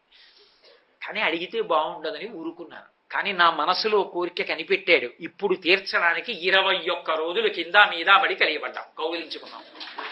అర్థమైంది, ఆనాడు నన్ను అనుగ్రహించిన రాముడే కృష్ణుడిగా వచ్చాడని. మహానుభావ, నా బలం తగ్గిపోయింది, నాకు అర్థమైంది, నువ్వు రామచంద్ర ప్రభువే అని వెంటనే శమంతకమణిని కృష్ణ భగవానుడికి జాంబవతిని కూడా ఇచ్చి పంపించాడు. అప్పుడు జాంబవతిని తీసుకుని ఇంటికి వచ్చాడు. కథ ఎందుకు అయిపోతుంది? సూర్యుడి మాట ఉంది ఏమని, అంతర్బహి శౌచములు లేనటువంటి వాళ్ళ యందు శమంతకమణి సక్రమంగా ఉండదు. కాబట్టి ఇప్పుడు నీలాప నిందలు పోగొట్టుకోవడానికి కృష్ణుడు తీసుకొచ్చి సత్రాజిత్తుకి ఇచ్చేశాడు. మహానుభావ, ఇదిగో నీ శమంతకమని ఇప్పటికైనా నమ్ముతావా అని. చాలా సంతోషం అయ్యా అని అది పుచ్చుకుని, నాకు ఒక్కతే కూతురు సత్యభామ, ఈమెని ఇస్తున్నాను, ఈమెతో పాటు మణిని ఇచ్చేస్తున్నాను, కొడుకులు ఎలాగో లేరు, అల్లుడే కొడుకు, ఇచ్చేస్తున్నానని శమంతకమణిని ఇచ్చాడు. చాలు చాలు నాయన, ఒక్కసారి అడిగినందుకు ఇంత ఉపద్రవం వచ్చింది, మణి నీ దగ్గరే పెట్టుకో, ఎప్పటికో వస్తుందిగా, మాకు వారసత్వంలో వచ్చినప్పుడు చూద్దాం, ఇది నీ దగ్గర పెట్టుకో, భామ నాకు చాలని భామని స్వీకరించాడు. శమంతకమని ఊరుకుంటుందా? సూర్యుడి మాట లేదు అక్కడ. ఈలోగా పాండవులు లక్క ఇంట్లో కాలిపోయారు అని వార్త వచ్చింది. కృష్ణుడికి తెలియదు వాళ్ళు బతికున్నారని, తెలుసు. అయినా బాహ్యంలో ధృతరాష్ట్రుడిని ఓదార్చడానికి వెళ్ళినట్టు హస్తినాపురానికి వెళ్ళాడు. ఈయన ధృతరాష్ట్రుడి దగ్గరికి వెళ్ళిన సమయం చూసి ముగ్గురు సమావేశమయ్యారు. అక్రూరుడు, శతధన్వుడు, కృతవర్మ.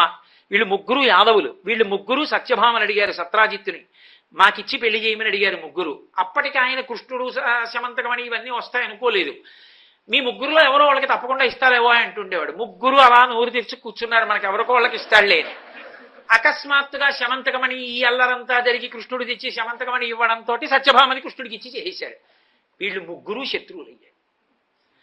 మనకిస్తానన్న పిల్లని మన ముగ్గురులో ఎవరికో ఒకళ్ళకి ఇవ్వలేదు. ఇవ్వకుండా తీసుకెళ్లి కృష్ణుడికి ఇచ్చాడు. ఇంతటి మహాభక్తుడు అక్రూరుడు గాంధిని యొక్క కుమారుడు. ఏం మాటలు కాదు. ఎందుకంటే గాంధిని పుట్టినప్పుడు కాశీరాజు గారి భార్యకి పుట్టింది ఆవిడ. పుట్టినప్పుడు ఆవిడ బయటికి రాలా. బయటికి రాకపోతే తండ్రి ఇల్లు అడిగాడు, అమ్మాయి అన్నాళ్ళకి బయటికి రావేమమ్మా, 12 నెలలు అయిపోయాయి కదా అన్నాడు. అంటే నాన్న ఒక ఏడాది పాటు రోజు ఓ గోవును దానం చేయి, అప్పుడు బయటకు వస్తానండి. అలా దానం చేస్తే బయటకు వచ్చింది కాబట్టి, గోదానం వల్ల పుట్టిన పిల్ల కాబట్టి గాంధిని అని పేరెట్టాడు తండ్రి. ఆమెకి పుట్టిన కొడుకు అక్రూరుడు. అందుకని మహాభక్తుడు పుట్టుక చేత. భాగవతంలో అక్రూరుడి గురించి వర్ణిస్తూ నమస్కారానికి ప్రతినిధిగా చెప్తారు. శ్రవణం కీర్తనం విష్ణోః స్మరణం పాదసేవనం అర్చనం వందనం దాస్యం సఖ్యం ఆత్మ నివేదనం అని నవవిధ భక్తులు. అందులో శ్రవణం పరీక్షిత్తు, కీర్తనం శ్రీశకుడు, స్మరణం ప్రహ్లాదుడు, పాదసేవనం లక్ష్మీదేవి, అర్చనం బృహ మహారాజు, వందనం అక్రూరుడు, దాస్యం హనుమ, సఖ్యం అర్జునుడు, సఖ్యం ఆత్మనివేదనం బలిచక్రవర్తి. 9 రకాల భక్తులకి 9 మంది ప్రతినిధులు. అందులో వందనానికి అక్రూరుడు.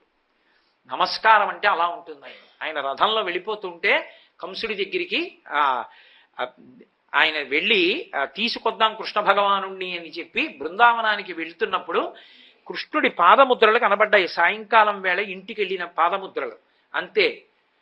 తద్దర్శనాహ్లాద సమృద్ధ హృష్ట అని ఆయనకి విపరీతమైన ఆనందం వచ్చేసింది. ఆయన వెంటనే ఒక బంగారు దండము నేల మీద పడిపోతే ఎలా పడిపోతుందో అలా రథంలోంచి నేల మీద పడిపోయి ఇది కృష్ణుడి యొక్క పద రజస్ అని అందులో దుల్లాడు. దుర్లి నమస్కారం చేశాడు. అంతటి మహాభక్తుడు అక్రూరుడంటే. అటువంటి వాడికి సంగదోషం వచ్చింది. పక్కన కృతవర్మ శతధన్వుడు కలిశారు. మనకిస్తానన్న సత్యభామని ఇవ్వలేదు. కృష్ణుడు ఊళ్ళో ఉంటే మనం ఏం చేయలేం. సత్యభామ తండ్రి సత్రాజిత్తుని. కృష్ణుడు వెళ్ళాడు ధృతరాష్ట్రుడి దగ్గరికి ఓదార్చడానికి. ఇదే అదును, చంపేద్దామన్నాడు. శతధన్వుడు దూకుడు స్వభావం. శతధన్వుడు అన్నాడు, నేను చంపేస్తానని వెళ్ళి సత్రాజిత్తుని చంపేశాడు. ఎందుకని? శౌచం లేదు, ఉండడానికి వీల్లేదు. శమంతకమని అనుమానించాడు కదా మరి కృష్ణుణ్ణి. ప్రజాక్షేమానికి ఇవ్వనన్నాడు కదా. శౌచం లేని వాడి దగ్గర ఎందుకుంటుంది? వ్యతిరేక ఫలితం ఇచ్చేసింది. అన్యథాధారయంతమే వహంతీతి. అలా లేకుండా ఉన్నవాడు ధరిస్తే చచ్చిపోతాడు. సూర్యుడి మాట. అందుకని సత్రాజిత్ చచ్చిపోయాడు. ఇప్పుడు దాన్ని చేత్తో పట్టుకున్నాడు కానీ శతధన్వుడు భయం వేసింది. కృష్ణుడు తిరిగి వస్తే వేటాడి చంపేస్తాడు. అందుకని భయం వేసి దాన్ని పట్టుకెళ్ళి మహాభక్తుడు కాబట్టి అక్రూరుణ్ణైతే అనుమానపడరని ఆయన దగ్గర పెట్టేశాడు. పెట్టేసి తాను పారిపోయాడు. కృష్ణుడు తిరిగి వచ్చాడు. ఇదంతా ఎందువల్ల నడుస్తున్నాయి ఈ మలుపులో? సూర్యుడి మాట మీరు మర్చిపోకూడదు. లేకపోతే నేను ఇప్పుడు ఈ కథ ఎందుకో వినాయకుడు చదివితే ఏమి? సూర్యుడి మాట మర్చిపోకూడదు మీరు. ఆ ఒక్క మాట వల్ల నడుస్తోంది ఇదంతా. అందుచేత కృష్ణుడు తిరిగి వచ్చేటప్పటికి సత్యభామ ఏడుస్తోంది. ఏమైంది అన్నాడు. మా నాన్నగారిని చంపేశాడు శతధన్వుడు అన్నాడు. ఎందుకు చంపేశాడని బలరాముడిని తీసుకుని రథంతో శతధన్వుడిని వెంబడించాడు. ఆ శతధన్వుడు పరిగెత్తి పరిగెత్తి పరిగెత్తి ఇంకా గుర్రానికి శక్తి చాలకపోతే గుర్రం దిగి పరిగెడుతున్నాడు.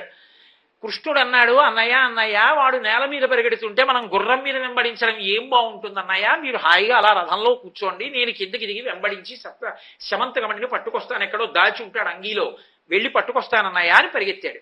ఆయన దూరంగా వెళ్ళేదో పొగలో దూరాడు, ఈయన పొగలో దూరాడు. ఇద్దరికి యుద్ధం జరిగింది. చచ్చిపోయాడు ఆ శతధన్వుడు కృష్ణుడి చేతిలో. ఒళ్ళంతా వెతికాడు, ఎక్కడా లేదు శమంతకమణి. తిరిగి వచ్చేసాడు. తిరిగి వచ్చి అన్నయ్య అన్నయ్య చంపేశాను శతధన్వుడిని అన్నాడు. పోన్లేరా మంచి పని చేశావు, శమంతకమణి అన్నాడు. లేదన్నయ్య శతధన్వుడి దగ్గర అన్నాడు. బలరాముడు అన్నాడు, ఛీ ధూర్తుడా, చిన్నతనం నుంచి ఇదే దొంగ బుద్ధిని. అప్పుడు అడిగావు సత్రాజిత్తుని, ఇప్పుడు ఆ శమంతకమణిని పట్టుకొస్తే అది నీకు కదు దక్కాలి, ఇప్పుడు అల్లుడివి, అది రాజుకి ఇవ్వవలసి వస్తుందేమోనని, ఇప్పుడు ఆయన్ని గెలవడంలో మన ఇద్దరికీ పాత్ర ఉందని లోకం అనుకుంటుందని, నాకు అందులో ఏ సంబంధం లేకుండా ఉండాలని అక్కడ లేదు శమంతకమణి అబద్ధాలు చెప్తున్నావు. నీతో కలిసి నేను వేగలేనురా, నేను ఇంకా రానే రానసలు ద్వారకా నగరానికి, విదేహ రాజ్యం వెళ్ళిపోతున్నానని రథం దిగి వెళ్ళిపోయాడు. ఎంత బతిమాలనా రాలా. ఇదేమి అపనిందాలు రా నా కర్మ, ఈ శమంతకమణి నన్ను ఇలా చుట్టుకుంది, ఎంత ప్రయత్నం, ఎందుకు చుట్టుకుంది? భాద్రపద శుక్ల చవితి నాడు ప్రసేనుడితో వెళ్లి చూసిన చంద్రుడి యొక్క దర్శన శాపం ఉంది ఇక్కడ. అందుకుని కృష్ణుడికి నీలాపనిందలు. ఒక్క సూర్యుడి మాట ఎన్ని మలుపులు తిరుగుతోందో చూడండి. ఆయనకి ఏం చేయాలో అర్థం కాక తలపట్టుకుని ఇంటికి వచ్చాడు. పోని సంతోషంగా ఒక్క భార్య అయినా వచ్చి కాసి నిమ్మకాయ నీళ్ళిచ్చిందా అంటే, సత్యభామంది, మా నాన్నగారు కదా నన్ను శమంతకమణిని ఇచ్చారు, సత్రాజిత్తు శమంతకమణిని కృష్ణుడికి ఇచ్చారని లోకం అనుకుంటుందేమో, అసలు ముందు దాన్ని ఇచ్చిన వాడెవరు? జాంబవంతుడు. జాంబవతి ఏమనుకుంటుంది, అసలు మా నాన్నగారు కదా శమంతకమణిని ఇచ్చారు, పట్టుకొచ్చి మా ఆయన మళ్ళీ ఆయనకి ఇచ్చి ఆయన దగ్గర ఇంకో పిల్లని శమంతకమణిని పుచ్చుకుని సత్రాజిత్తు ఇచ్చాడని ఆయనకి కీర్తి తెస్తున్నాడు సత్యభావం పరంగా. పాపం ఇచ్చిన మా నాన్నగారి ప్రతిష్ట పోయింది అని మా నాన్నగారి పేరు ఎక్కడొచ్చేస్తుందో అనే నా భర్త అయిన కృష్ణుడు మహామాయావి, అందుకే సత్రాజిత్తు చచ్చిపోయేటట్టుగా చేసి శమంతకమణి ఎటో పోయిందంటున్నాడు. సత్యభామంది, పాపం పిచ్చి, మా నాన్నగారేమో శమంతకమణిని ఇచ్చారు, మా ఆయన ఏం చేశాడో తెలీదు, జాంబవంతుడే ఇచ్చాడని జాంబవతికి ప్రీతి కలగాలని మా నాన్నగారి దగ్గర అది పోయిందని ఇప్పుడు కపట నాటకం ఆడుతున్నాడు. ఇద్దరూ నింద చేశారు. అమ్మ నాయనోయ్, ఒక నింద తప్పుకుందామంటే మణిని పట్టుకొచ్చినందుకట అన్నయ్య వెళ్ళిపోయాడు. ఇటు ఇద్దరు భార్యలు మూతి పుడుచుకుని మాట్లాడటం లేదు. ఇదెక్కడి ప్రారంధం వచ్చింది, నాకు అసలు ఈ మణి ఏమైపోయిందని ఆలోచించాడు. ఈ మణి ఎక్కడుంది? అక్రూరుడి దగ్గర ఉంది. అక్రూరుడు ఈ మణి పుచ్చుకొని బాధాపరితప్త హృదయుడయ్యాడు. ఎంత తప్పు పనిచేశాన్రా, సత్యభామ నాకు లభించకపోతే వచ్చిన నష్టం ఏముంది? తొందరపడి సంగదోషంతో ఉద్రేకంలో సత్రాజిత్తుని చంపమన్నాను. ఆయనది కాదు దోషం, సత్రాజిత్తుకి శౌచం లేకపోవడం అసలు కారణం. పశ్చాత్తాపంతో శమంతకమణిని పట్టుకుని కాశీనగరానికి వెళ్ళిపోయాడు. కాశీ అవిముక్తపురం కదూ, ఎప్పుడూ పార్వతీ పరమేశ్వరులు ఉంటారు అక్కడ. అందుకే ఆ పెట్టిన బంగారాన్నంతటినీ వచ్చిన యాత్రికులకి అన్నదానం చేసేస్తూ విశ్రాంతి గృహాలు కట్టి అపారమైన కీర్తితో భగవత్ సేవ భాగవత సేవ చేస్తూ కాశీలో ఉండిపోయాడు అక్రూరుడు. కృష్ణుడు బాధపడుతున్నాడు ద్వారకలో. ఏమైపోయింది శమంతకమణి, అక్రూరుడు ఎందుకు వెళ్ళిపోయాడు అసలు ద్వారక నుంచే? ఎక్కడి నుంచి వస్తోంది అంత డబ్బు అక్రూరుడికి? ఈలోగా నారదుడు వచ్చాడు. ఓయ్ కృష్ణ, ఇన్ని ఇక్కట్లు ఎందుకు వచ్చాయో తెలుసా? భాద్రపద శుక్ల చవితి నాడు ప్రసేనుడితో వెళ్ళి చంద్రుణ్ణి చూశావు.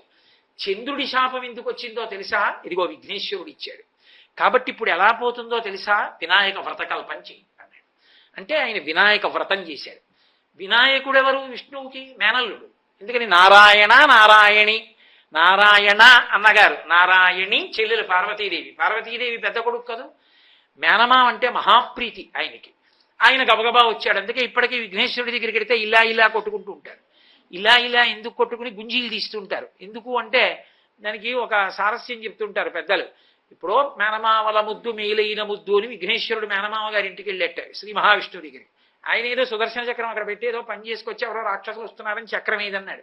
మామయ్య నోట్లో పడేసుకున్నాను.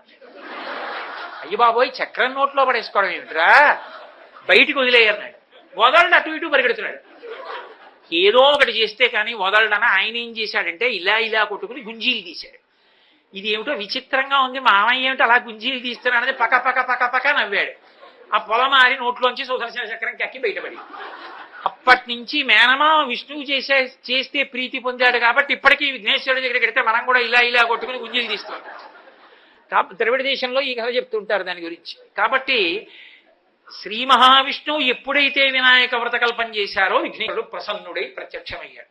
మామయ్య మామయ్య నీ నీలాపనిందలు పోయాయి, ఎలా పోతాయో తెలుసా అన్నాడు. ఏం చేయనురా మేనల్లుడా అన్నాడు. ఏమీ లేదు మామయ్య, అక్రూరుడు కాశీలో ఉన్నాడు, కబురు చేయి, నువ్వు ఎప్పుడు పిలుస్తావా అని చూస్తున్నాడు. మహాభక్తుడు వచ్చేస్తాడు. ఆయన వచ్చేస్తే కథ తుకాంతం అయిపోతుంది. ఆయన తిరిగి వచ్చాడు. ఏం అక్రూరా ఎక్కడికి వెళ్ళిపోయి ఉన్నాడు, బుద్ధి గడ్డి తిని సంగదోషంతో మహానుభావ మీ మామగారిని చంపేశాడు శతధన్వుడు, శమంతకమణి నా దగ్గరుంది, అదిగో దాంతో ఇంత సేవ చేస్తున్నాను. అక్రూరుడికి బాహ్య అంతర శౌచములు ఉన్నాయి కాబట్టి ఆయన విషయంలో శమంతకమణి వ్యతిరేక ధోరణితో ఉండదు. కృష్ణుడు అన్నాడు, ఎవ్వరికీ వద్దు, ఆ శమంతకం మహాప్రభు నీ దగ్గరే ఉంచుకుని ద్వారకలో ఉండు, ఆ పెట్టిన డబ్బుతో ప్రజాక్షేమానికి వినియోగించు, రాజుకి వద్దు నాకు వద్దు, నీ దగ్గరే పెట్టి. ఎందుకో తెలుసా, పైన సూర్యవాక్కు ఉంది, అది ఉండాలి అంటే సక్రమంగా వినియోగపడాలంటే అంతర్బహిశౌచములు ఉండాలి, అవి నీ దగ్గరే ఉన్నాయి, నీ దగ్గరే ఉంచుకోమన్నాడు. అక్రూరుడు వచ్చి కథంతా చెప్పిన తర్వాత అందరూ అప్పుడు చెంపలేసుకుని అయ్యో అయ్యో అంతటి మహానుభావుని అక్రమంగా నోరుంది కదా అని వదరి ఇష్టం వచ్చినట్టు మాట్లాడాం, ఎంత పొరపాటు అయిపోయిందో అని అందరూ చెంపలేసుకుని ఇంటికి వెళ్ళారు. అక్కడతో కృష్ణుడి నీలాపనిందలు పోయి. కృష్ణుడు అన్నాడు, నేను కాబట్టి మేనల్లుడా ఇంత కష్టపడ్డాను, ఇంత కష్టపడి నీలాపనిందలు పోగొట్టుకున్నాను, సామాన్యుడు ఎలా పోగొట్టుకుంటాడు రా, ఏడాదికోసారి ఈ శాపం ఉంటుందని నువ్వు ఇచ్చావు కదా, మరి ఎలా లోకం ఎలా ఉద్ధరింపబడుతుందన్నాడు. అంటే విఘ్నేశ్వరుడు అన్నాడు, మామయ్య మామయ్య ఈ శమంతకోపాఖ్యానం కథని ఓసారి చెప్పుకుంటే చాలు, అక్షతలు వేసుకుంటే నన్ను చంద్రుణ్ణి చూసినా కూడా నీలాపనిందలు రావు. ఒకవేళ శమంతకోపాఖ్యానం ఇన్ని బలుపులు సగం చెప్పాక మర్చిపోతే ఎలాగరా మరి, ఇంత కథ ఎలా గుర్తుంటుంది అంటే, మామయ్య కంగారక్కర్లేదు, ఇదంతా చదువుకోలేకపోతే సింహప్రసేనమవధీ సింహో జాంబవతాహత సుకుమార కమారోధీ తమహ్యేషా శమంతక, ఈ ఒక్క శ్లోకం చెప్తే చాలు, వినాయక వ్రత కల్పంలో శమంతకోపాఖ్యానం అంతా చెప్పినట్టే. కాబట్టి నీలాపనిందలు రావు అన్నాడు. అప్పుడు అక్రూరుడి దగ్గరికి శమంతకం వెళ్ళిన తరువాత సూర్యుడి యొక్క వాక్కు ఫలించి ఏమైంది, మనందరం కూడా వినాయక చవితి నాడు నీలాపనిందలు పడకుండా మనకు ఒక కథ దొరికింది. కాబట్టి ఏడాదిలో వచ్చేటటువంటి బహుప్రమాదకరమైనటువంటి నీలాపనిందల నుండి తప్పించుకోవడానికి సావకాశ రూపమైనటువంటి శమంతకోపాఖ్యానం లభించడానికి కారణం ఎక్కడిది అంటే మూలవాక్కు సూర్యనారాయణమూర్తిది. ఈ యథాతథమైన కథ ఎక్కడుంది అంటే విష్ణు పురాణంలో ఉంది. నేను ఇప్పుడు ఇవన్నీ సాకల్యంగా వివరించి శ్లోకాలన్నీ చూపించి మాట్లాడడం తగినంత సమయం దొరకదని నేను విహంగ వీక్షణంగా మీతో ప్రస్తావన చేయడం జరిగింది. కాబట్టి అంతటి అద్భుతమైన రీతిలో సూర్యనారాయణమూర్తి యొక్క అనుగ్రహం లోకాన్నంతటినీ కూడా అనుగ్రహించింది. ఆయన యొక్క పరాక్రమం, ఆయన యొక్క తేజస్సు, ఆయన యొక్క అనుగ్రహం సాధు పురుషుల యొక్క సంరక్షణ కొరకే కాదు, ధర్మాన్ని నిలబెట్టడానికి ఒక్కొక్క సమయంలో ఒక్కొక్క రీతిలో పరమాద్భుతంగా ప్రవర్తించి. శ్రీరామాయణం జరిగినటువంటి త్రేతాయుగం రోజులలో రామచంద్రమూర్తిగా శ్రీ మహావిష్ణువు ఆవిర్భవించారు. ఆయన తతశ్చ ద్వాదశే మాసే చైత్రే నామమికే తిథౌ నక్షత్రేది దైవత్యేసోచ్ఛ సంస్థేషు పంచషు గ్రహేషు కర్కటే లగ్నే వక్పతాం విద్యునా సహ ప్రోద్యమాని జగన్నాథం సర్వలోక నమస్కృతం అంటారు. 12 నెలలు కౌసల్యా గర్భవాసం చేసి సర్వలోక జగన్నాథుడైనటువంటి పరమాత్మ నరుడిగా ఆవిర్భవించాడు. ఎందుకు మనుష్యుడిగా రావాలి అంటే రావణాసురుడికి వరం కాదు, తృణభూతహితామన్యే ప్రాణినో మానుషాదయ అన్నాడు. అసలు మనుష్యుల గురించి నేను వరమడగనన్నాడు బ్రహ్మగారితో. అసలు మనుష్యుల వలన చావుండకూడదని అడగను, ఎందుకంటే వాడు తృణంతో సమానం, గడ్డి పరకతో సమానం, వాళ్ళ గురించి అడగడం ఏమిటన్నాడు. కానీ మనుష్యుడు ఎంత గొప్పవాడో లోకానికి నిరూపించడానికి మహానుభావుడు నరుడిగా వచ్చి నరుడిగా రావడం కోసమని కౌసల్యా గర్భవాసం 12 నెలలు చేసి బయటికి వచ్చాడు. వచ్చినటువంటి మహానుభావుడు నరుడిగా ప్రవర్తించినప్పుడు ఆయనకి సహాయపడడానికి, రావణ సంహారం చెయ్యడంలో రాముడికి ఉపకారం చెయ్యడానికి దేవతలందరూ తమ తమ అంశలతో వానరుల్ని సృజించారు. ఎందుకంటే వానరుల పేరు కూడా ఎత్తలేదు. అందుకే అంటారు హనుమ సుందరకాండలో, సుగ్రీవో నహిదేవో యమ్నాసురో నచరాక్షస నదానవో నగంధర్వో నయక్షో నజపన్నగ అంటారు. సుగ్రీవుడు కూడా గంధర్వుడు గాడు, యక్షుడు గాడు, పన్నగుడు గాడు. ఆయన వానరుడు, రాముడు నరుడు, వాళ్ళిద్దరూ కలిసి వస్తే రావణ నువ్వు నిలబడవంటారు. కాబట్టి ఇప్పుడు వానరులను సృష్టి చెయ్యాలి. దేవతలందరూ తమ తమ అంశలతో సృష్టి చేశారు. ఒకప్పుడు చతుర్ముఖ బ్రహ్మగారు గొప్ప తపస్సమాధిలో ఉన్నాడు. అంత తపస్సమాధిలో ఉండగా ఆనందభరితమైనటువంటి స్థితిలో ఉండి ఆయన రోమాంచితమై ఉన్నప్పుడు కన్నుల వెంట ఆనంద భాష్పములు పడ్డాయి. మనుష్య సృష్టిలా దేవతా సృష్టి ఉండదు. మీరు బాగా తేడా తెలుసుకోవలసి ఉంటుంది. ఇక్కడ ఈ భూలోకంలోనే అన్ని ప్రాణులు ఒకలా పుట్టవు, 4గా పుడతాయని చెప్తోంది వేదం. జరాయుజములు, అండజములు, స్వేదజములు, ఉద్భుజములు అని 4 రకాలుగా వస్తాయి ప్రాణులు. జరాయుజములు అంటే మావి చేత పుడతాయి కొన్ని, మనం పుట్టినట్టు.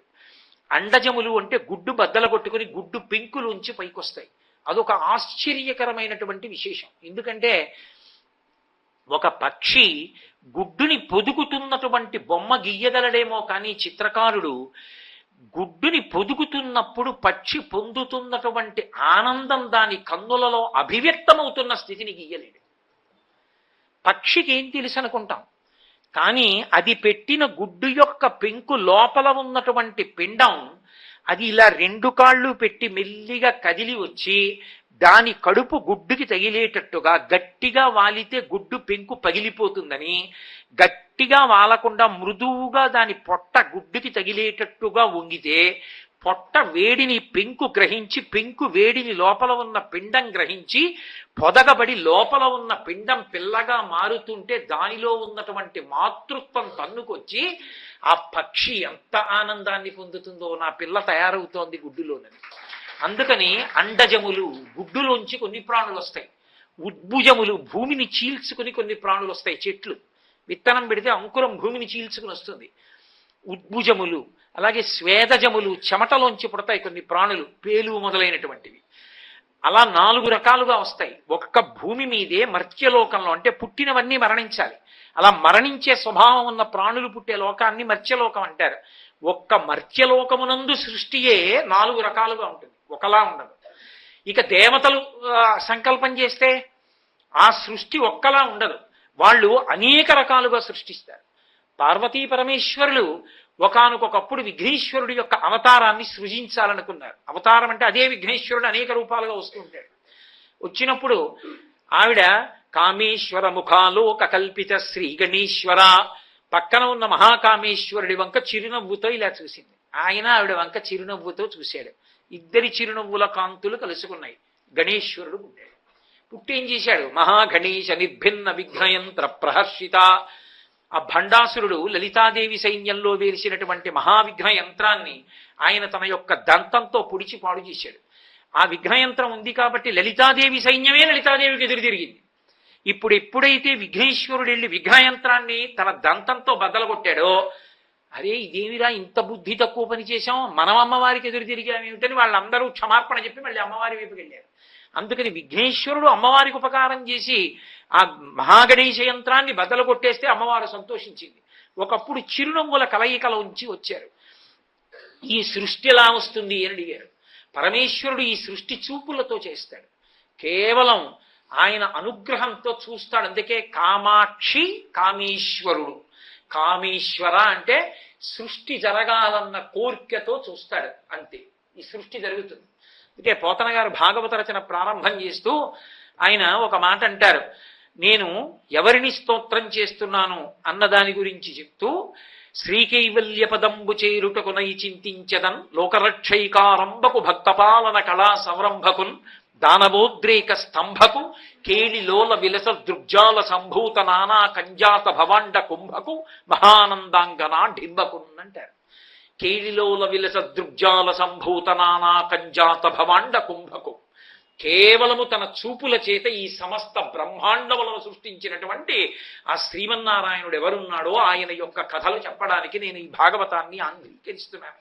దానివల్ల కైవల్యం కోరుతున్నాను తప్ప నేను ఏ బిరుదులు కోరుకోలేదు అంటారు. ఇమ్మనుజేశ్వరాఘములకిచ్చి పురంబులు వాహనమ్ములు సొమ్ములు కొన్ని పుచ్చుకుని సొక్కి శరీరము వాసి కాలుచే సమ్మెట మాటలంబడక సమ్మతి శ్రీహరికిచ్చి చెప్పే ఈ బమ్మెరపోతరాజొకడు భాగవతంబు జగద్ధితంబు గన్నని చెప్పుకున్నారు. అంతటి మహానుభావుడు ఆయన. ఈ చూపులతో బ్రహ్మాండములను సృష్టించాడు పరమాత్మ అంటారు. వక్త్రలక్ష్మీ పరీవాహ చలన్మీ నాభలోచన అంటుంది లలితా సహస్రం. మీనాక్షి, విశాలాక్షి, కామాక్షి అని 3 అక్షిశక్తులు. ఆవిడ కన్నుల యొక్క చూపుల చేత పోషిస్తుంది. దృశాద్రాఘీయస్యాదరదలిత నీలోత్పల రుచ దవీయంసం దీనం స్నపయ కృపయా మమపి శివే అనీనాయం ధన్యో భవతి నచితే హానిరియత వనేవా హర్మ్యేవా సమకర నిపాతో హిమకర అంటారు శంకర భగవత్పాదులు సౌందర్యలహరిలో. గోవిందుడిగా కృష్ణ భగవానుడు గోవర్ధనోద్ధరణం చేసినప్పుడు కేవలం తన చూపుల చేత పోషించాడు.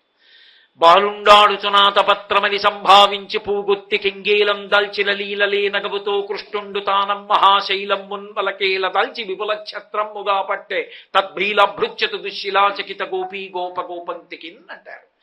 ఓ పిల్లవాడు ఆడుకుంటూ ఆడుకుంటూ అలా వెళ్ళిపోతూ ఓ పువ్వు చేత్తో కోసి పైకెత్తి పట్టుకుని పరిగెత్తినంత హేళగా గోవర్ధనోద్ధరణం చేసి ఇలా ఎత్తి పట్టుకుని 7 రాత్రులు 7 పగళ్ళు తన చూపుల చేత పోషించాడు అందరినీ.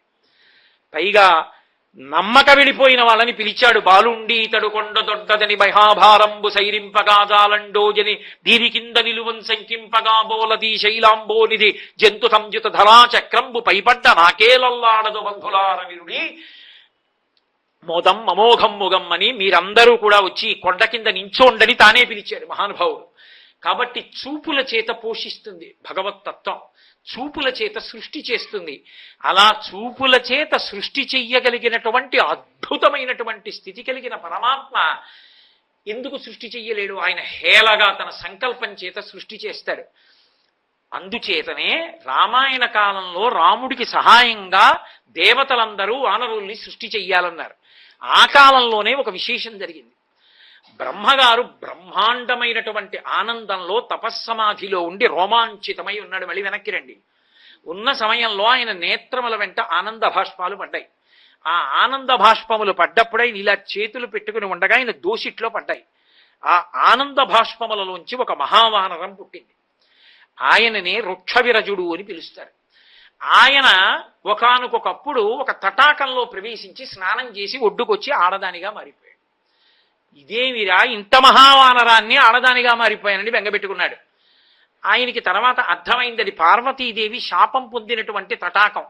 ఏ పురుషుడు ఇందులో స్నానం చేస్తాడో వాడు స్త్రీగా మారిపోతాడు అని అనుగ్రహించారు. బెంగపెట్టుకోకు, రాత్రి వేళ స్త్రీగా ఉంటావు, పగటి వేళ పురుషుడైన వానరంగా ఉంటావు. ఆయన మహాసౌందర్యవంతమైన స్త్రీగా మారి ఆ ఒడ్డున నడిచి వెడుతున్నాడు. ఇదే సమయంలో సూర్య భగవానుడు ఇంద్రుడు ఆకాశంలో వెళ్ళిపోతున్నారు. వెళ్ళిపోతుంటే కింద వెళ్ళిపోతున్నటువంటి స్నానం చేసి స్త్రీగా మారిపోయినటువంటి స్త్రీ రూపాన్ని పొందినటువంటి వృక్షవిరజన యందు అనురక్తి కలిగింది. ఏమండి, ఇంత సూర్యుడికి ఇంత ఇంద్రుడికి ఇవేం బుద్ధులండి? బొత్తిగా అలా వెళ్ళిపోతూ అలా స్నానం చేసే వాళ్ళని చూసి కామోద్రిక్తత పొంది వీర్యస్ఖలనం అయిపోతే వీళ్ళకి నమస్కారాలు ఏమిటండి అని అనిపించచ్చు. కానీ మీరు ఒక విషయం బాగా గుర్తుపెట్టుకోవాలి. శంకరాచార్యులు వారు సౌందర్యలహరి చేస్తూ చెప్తారు ఈ రహస్యం. హరిస్వామారాధ్య ప్రణత జన సౌభాగ్య జననీం పురాణారీ భూత్వా పురరిపిమపి క్షోభమనయత్త స్మరోపిత్వా నత్వా రతినయన లేహ్యేన వపుషా మునీనామప్యంత ప్రభవతి మోహాయ మహతాం అన్నారు. అమ్మవారు ఈ లోకంలో ధర్మం నిలబడడానికి ఉత్తరోత్తర కాలంలో మహోపకారం చెయ్యవలసిన వాళ్ళు మహాతేజోవంతులైనటువంటి వాళ్ళ కడుపున పుట్టడం కోసం మహాత్ముల యందు కూడా కామం కలిగేటట్టుగా చేస్తుంది మన్మధుణ్ణి ప్రోత్సహించి. వారికి అలా కామం కలిగితే తప్ప మహాపురుష జననం జరగదు. మహాపురుష జననం జరిగితే తప్ప మన్ని ఉద్ధరించేవాడు ఉండడు. లేకపోతే పరాశర మహర్షికి సత్యవతీదేవి మీద మోహం పుట్టడం ఏమిటి? పగటిపూట రమించడం ఏమిటయ్యా అంటే మంచు తెరలు సృష్టించి చీకటిని సృష్టించి రమిస్తే వేదవ్యాస భగవానుడు పుట్టడం ఏమిటి అంటే కారణజన్మురాలైన సత్యవతీదేవి తప్ప పరాశర మహర్షి యొక్క తేజస్సుని భరించగలిగిన వాళ్ళు లేరు. ఆయనకి కామం కలిగి ఆయన తేజస్సు కదిలితే తప్ప వ్యాసుడు పుట్టడం. వ్యాసుడు పుడితే తప్ప కలియుగంలో అందరూ వేదం చదవలేరు. కాబట్టి ఆయుర్దాయాన్ని దృష్టిలో పెట్టుకుని వేదాన్ని విభాగం చెయ్యగలిగిన మహాపురుషుడు రాడు. అందుకని కామప్రచోదనం చేస్తున్నాడు. మహాపురుష జననం జరగాలి కనుక. అంతే తప్ప అర్థం అర్థం లేకుండా వాళ్ళు కామోద్రిక్తులవుతారని సిద్ధాంతం చేయకూడదు. అందుకే మహాపురుష జననముని విచారణ చెయ్యవద్దు అని చెప్తారు. కారణం ఏమిటంటే అది లోకోద్ధరణ కొరకు, మహాత్ముల సృష్టి కొరకు అమ్మవారు కామప్రచోదనం చేయిస్తుంది. ఇంద్రుడి యొక్క కామప్రచోదనానికి ఆయన యొక్క తేజస్సు ఆ వెళ్ళిపోతున్నటువంటి వానర కాంత తోక మీద పడింది. వాలము నుండి పుట్టాడు కాబట్టి వాలి. ఆ వెళ్ళిపోతున్నటువంటి సూర్య భగవానుడి తేజస్సు ఆ వానర కాంత కంఠం మీద పడింది. అక్కడ నుంచి పుట్టాడు కాబట్టి సుగ్రీవుడు. సూర్యకుమారుడు సుగ్రీవుడు, ఇంద్రకుమారుడు వాలి రామాయణంలో ప్రధాన పాత్రలు పోషించారు. పైకి వాలి అధర్మం చేసిన వాళ్ళ కనపడతాడు. కనపడడం ఏమి, అధర్మం చేసిన వాడే, లేకపోతే రాముడు ఎందుకు తెగటారుస్తాడు? కానీ అదొక్కటే కాదు, వాలి చేసిన గొప్ప పని ఒకటి ఉంది. ఈ బ్రహ్మాండంలో ఎక్కడెక్కడ వానర జాతులున్నా సరే వాటన్నిటినీ వ్యవస్థీకృతం చేసి తన పరిపాలన కిందకి తీసుకొచ్చాడు. తీసుకొచ్చి ఎక్కడెక్కడ ఎన్ని వానర జాతులున్నాయో చిటిక వేసి పిలిస్తే వాళ్ళందరూ వచ్చేటట్టుగా తన స్వాధీనం చేసుకున్నాడు. చేసుకుని కిష్కింధ రాజధానిగా పరిపాలించాడు. అందుకే వాలి చచ్చిపోయాక సుగ్రీవుడు రాజైతే సుగ్రీవుడి చిటిక వేస్తే ఇప్పుడు ఉన్న అంకెలలో అయితే ఎన్ని సున్నలు పెట్టి రాయాలో తెలియదు. కిష్కింధకాండలో శంఖములు అద్భుతములు ఎన్ని పేర్లు వాడారు. అసలు చెట్లు చామలు పర్వతాలు కొండలు ఏమీ ఖాళీ లేవు. అన్ని వానరములు వచ్చేసాయి. అన్ని వానరములు వచ్చి రాముడి వెంట నడిచాయంటే వాలి వ్యవస్థీకృతం చేశాడు. వాలి వ్యవస్థీకృతం చేయకపోతే తరువాతి కాలంలో రాముడి వెంట అంత వానర సైన్యం వెళ్లే అవకాశం లేదు. అది ఇంద్రతేజస్సు కదిలితే తప్ప వానరసేన వ్యవస్థీకృతం కాదు. అందుకొచ్చాడు వాలి మహాబలవంతుడి. సుగ్రీవుడు రాముడి పక్షాన నిలబడగలిగినటువంటి ధర్మాత్ముడు కావాలి. మీరు రాముడు విష్ణు అనకండి, రాముడు నరుడు అని అనుకున్నారనుకోండి, ఏదో ఒకసారి తప్పు చేసిన దిద్దుకుని నేనున్నాను రామా అని రాముడి వెనక తిరిగాడు. రాముడి కోసం రావణుడితో యుద్ధం చేసి ప్రాణమే పోగొట్టుకోబోయాడు. అంతటి ప్రేమ కలిగినటువంటి వాడు, అంతటి స్నేహం ఉన్నవాడు, మంచే చెడు చెడే ఏదో ఒకటి పట్టుకుని తీర్పు చెప్పి ఇంకక్కడి నుంచి అవతల వాడి శీలాన్ని నాశనం చేసేయకూడదు. అంత గొప్పవాడు సుగ్రీవుడు, ఏ సామాన్యుడు కాడు. అటువంటి సుగ్రీవుడు పక్కన నిలబడబట్టే కదూ రామచంద్రమూర్తి కూడా సేద తీరారు. వెనక వానర సైన్యం వచ్చింది. సుగ్రీవుడు పక్కన ఉన్నాడు కాబట్టి రామరావణ యుద్ధంలో రాముడి వెనక వానర సైన్యం ఉంది అని నిర్ధారణ చేయవలసి ఉంటుంది. ఒక రకంగా రాముడి వలన ఉపకారం పొంది ప్రత్యుపకారం చేసినా అంత వానర సైన్యం వాలి వ్యవస్థీకృతం చేశాడు. సుగ్రీవుడు వెంట పంపాడు. అందుకోసం సూర్య తేజస్సుగా సుగ్రీవుడు వచ్చాడు. కాబట్టి పరమధర్మాత్ముడయ్యాడు వానరుల్లో. ఆయన ఏం దోషం చేయలేదు. అందుకే ఆయన పక్షాన నిలబడ్డాడు రామచంద్రమూర్తి. సూర్యనారాయణమూర్తి అనుగ్రహంగా సుగ్రీవ జననం జరిగింది కాబట్టే రామాయణంలో రాముడికి శాంతి కల్పించగలిగిన వాడు ఒకడు నిలబడ్డాడు. మహాభారతంలో అసలు సూర్యనారాయణమూర్తి అనుగ్రహం వల్ల కర్ణుడు జన్మించాడు కాబట్టే కౌరవులందరూ చచ్చిపోయారు. కర్ణుడు లేడనుకోండి, కురుక్షేత్ర యుద్ధం జరుగుతుందా అంటే చెప్పడం కష్టం. ఎందుచేతనో తెలుసా? అదొక ఆశ్చర్యకరమైనటువంటి విశేషం. అసలు మహాతల్లి ఆమె కుంతిభోజిని యొక్క సొంత కూతురు కాదు, దత్తపుత్రికి. ఆడపిల్లని దత్తత తీసుకున్నాడు, బిడ్డలు లేరని. ఎంత ఓర్పు కలిగిన తల్లి అంటే నిజంగా అంత చిన్నపిల్ల అంతఃపురంలో ఉంటే దుర్వాసో మహర్షి వస్తే పెద్దవాళ్ళెవరూ కూడా ఆయనని సేవించడానికి భయపడి ఈ చిన్నపిల్ల కుంతిదేవిని పంపించారమ్మా, నువ్వు వెళ్ళి ఆయన సేవ చేయి, నీకు ఓర్పు ఉన్నదానివని. ఎంత సేవ చేసిందంటే దుర్వాసో మహర్షి పొంగిపోయాడు. పొంగిపోయి అడగకుండా వరం ఇచ్చాడు. నీకు అంటే కర్ణజననం మహాభారతంలో కొన్ని పర్వాల్లో కొద్ది మార్పులతో ఉంటుంది. నేను ఆది పర్వంలోంచి చెప్తున్నాను. ఆవిడ చేసిన సేవకి ప్రసన్నుడైనటువంటి దుర్వాసో మహర్షి ఆ కుంతిదేవిని దగ్గరికి పిలిచాడు. పిలిచి, అమ్మా నీకు నేను వరం ఇస్తున్నాను, నువ్వు ఏ దేవతా స్వరూపాన్నైనా సరే పిలిచి వరం అడిగితే నీకు ఆ వరం కటాక్షిస్తారు. అటువంటి మంత్రాన్ని ఉపదేశం చేస్తున్నానని అడగకుండా ఉపదేశం చేశాడు. పిల్ల చిన్నది. దుర్వాసో మహర్షి వెళ్ళిపోయారు. ఒకరోజు ఆవిడ నదీ తీరంలో ఉంది. బాలభానుణ్ణి చూసింది. భాస్కరుడు ఉదయిస్తున్నాడు. ఆ బాలభానుడి యొక్క బింబం కాంతులతో ఎర్రగా ఎంత అందంగా ఉందో చూసిన పిల్ల మరులుకొంది. అబ్బా ఎంత అందంగా ఉన్నాడో, ఇంత తేజోవంతుడైన కొడుకుంటే, అలాంటి కొడుకుంటే అంటే ఆయనే ఇవ్వాలి. దుర్వాసో మహర్షి మంత్రం ఇచ్చారు కదా, ఎలా ఉంటుందో చూద్దాం అనుకుంది. తర్వాత ఏమొస్తుంది ఆలోచించలేదు. ఎందుకని? ఆలోచించగలిగినంత పరిణతి లేదు ఆ వయస్సులో. ఆలోచించక చటుక్కన నమస్కారం చేసి మంత్రజపం చేసి పిలిచింది. ఆయన ఏ హృదయంతో పిలిచిందో ఆ హృదయంతోటే వచ్చాడు. అందుకే మహానుభావుడు మహాభారతాన్ని ఆంధ్రీకరిస్తూ ఓ మాట అన్నారు. ఆవిడ 2 చేతులు ఇలా ముడిచి నిలబడి నమస్కరిస్తే గగనంబున నుండి వచ్చే కమలమిత్రుడు ఎలా అంటే ఆయన యొక్క తేజో ఉగ్రత్వాన్ని ఉపసంహారం చేసేసి తరుణజ్యుతితో అన్నారంటే ఎర్రటి కాంతితో చూడగానే అబ్బా అనిపించేటంతటి ప్రసన్నమూర్తిగా నడిచొచ్చాడు సూర్యుడు.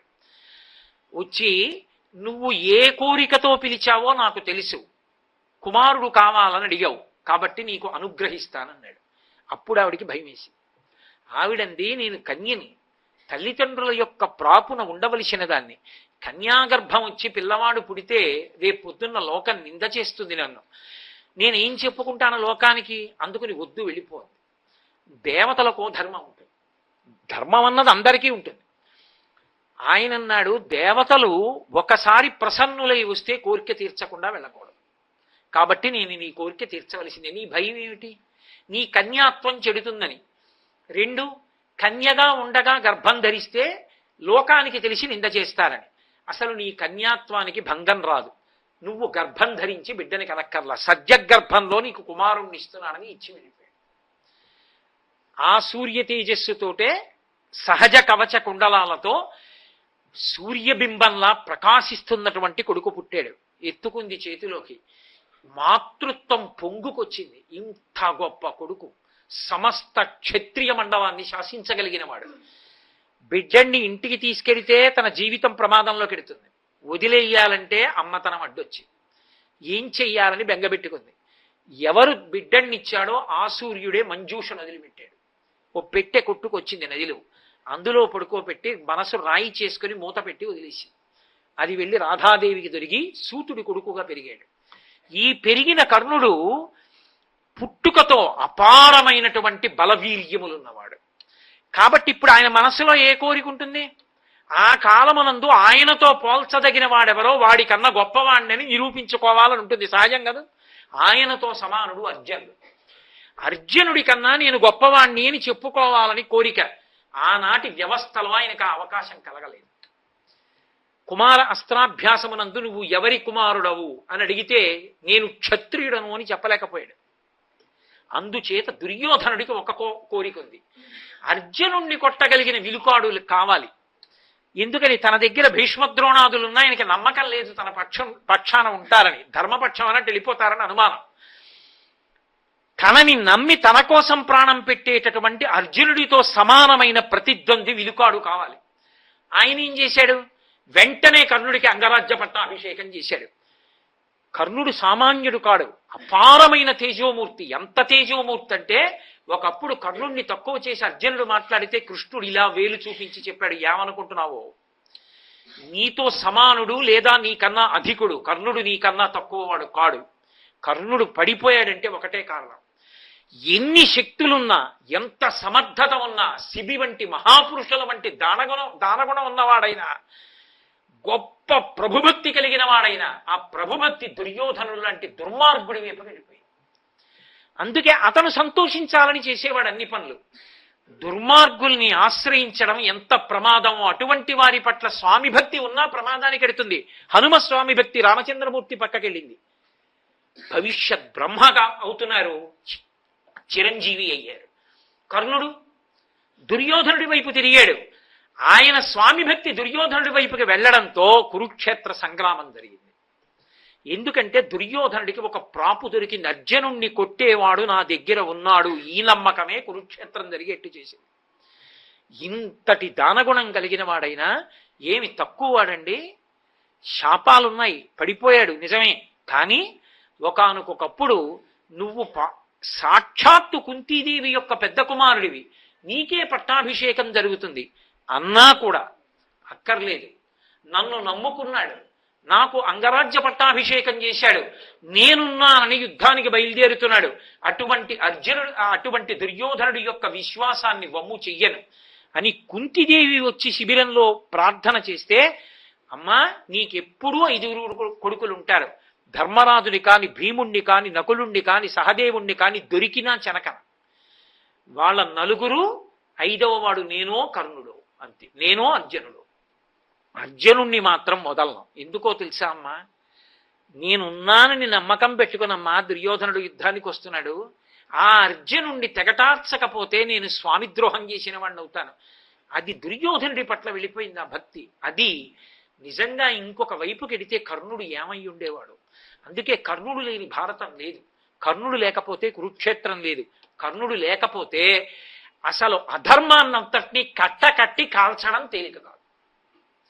కర్ణుడు ఉన్నాడని వచ్చాడు దుర్యోధనుడు యుద్ధానికి. కానీ ధర్మం నిలబడాలి, అధర్మం పడిపోవాలి కదూ.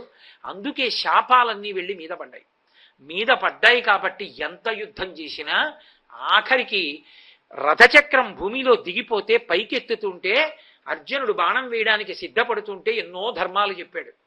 చెప్తే కృష్ణుడు అన్నాడు, బోధించడానికి పనికొచ్చిన ధర్మం ఆచరించడానికి పనికి రాలేదు అర్జున. ఇన్ని తెలిసున్న వాడివి ఎప్పుడైనా ఆచరించావా? ఏ కారణానికి నిష్కారణంగా పాండవుల్ని బాధపెట్టావు? నీ ప్రభువు సంతోషపెడితే చాలని అనరాని మాటలు అన్నావు. ఆఖరికి దుర్యోధనుడు తొడకొట్టి ద్రౌపదీదేవిని తొడ మీద కూర్చునేటట్టుగా చేసిన వాడివి నువ్వే. కూర్చొమ్మని మాట్లాడేటట్టు సైగ చేయడానికి కారకుడవు నువ్వే. కాబట్టి అర్జున, ధర్మం చెప్పడం కాదు, ఆచరించని వాడు ఉపేక్షించకు వేసే బాణం అన్నాడు. తల తెగిపోయింది, మధ్యాహ్నం వేళ కింద పడిపోయింది. సూర్యనారాయణమూర్తి అంతటి వాడు ఆకాశంలోంచి చూసి బాధపడ్డాడు. తండ్రి సూర్యుడే వచ్చి నువ్వు నా కొడుకువిరా, ఇంద్రుడు బ్రాహ్మణ రూపంలో వస్తున్నాడు రా, సహజ కవచ కుండలాలు అడుగుతాడు రా, ఇవ్వకురా అంటే ఇంద్రుడే కావచ్చు బ్రాహ్మణ రూపంలో వచ్చి చెయ్యి చాపితే నాన్నగారు ఇచ్చేస్తాను. దానం అంటే దానమే, అది రజోగుణంతోటా ఇంకోటా పక్కన పెట్టండి. దానం ఇస్తానని వ్రతం, ఇచ్చేస్తాను నాన్నగారు అన్నాడు. పోనీ కనీసం శక్తి అస్త్రాన్ని పుచ్చుకోరా అన్నాడు. కోసి ఇచ్చేశాడు సహజ కవచకుండలాల్ని. అంతటి మహితాత్ముడు పక్కన నిలబడ్డాడు కనుకనే ఎంత దుష్ట చతుష్టయంలో వాడు కానివ్వండి, ఆయన తేజస్సు సామాన్యమైంది కాదు. ఉన్నాడు కాబట్టి దుర్యోధనుడు నమ్మాడు, అర్జునుడు పడిపోతాడు. నమ్మాడు కాబట్టి కురుక్షేత్రానికి వచ్చాడు కాబట్టి కౌరవ సేనలన్నీ పడిపోయాయి కాబట్టి అధర్మం నశించి ధర్మం నిలబడింది. అందుకు కదు ధర్మక్షేత్రే కురుక్షేత్రే అని మొదలు పెడతాం భగవద్గీత. అది ధర్మక్షేత్రం, అక్కడ పడిపోవాలి అధర్మం అంతా. కట్టుకు రావడానికి కారణం కర్ణుడు లేనినాడు వీళ్ళందరూ కలిసి రారు. కాబట్టి సూర్యపుత్రుడైనటువంటి కర్ణుడు ఉన్నాడు కాబట్టే మహాభారతంలో అధర్మం అంతా పడిపోయింది. రామాయణంలో సూర్యపుత్రుడైన సుగ్రీవుడు ఉన్నాడు కాబట్టే రామచంద్రమూర్తికి ప్రాపు దొరికింది కథ బాహ్యంలో చూస్తే.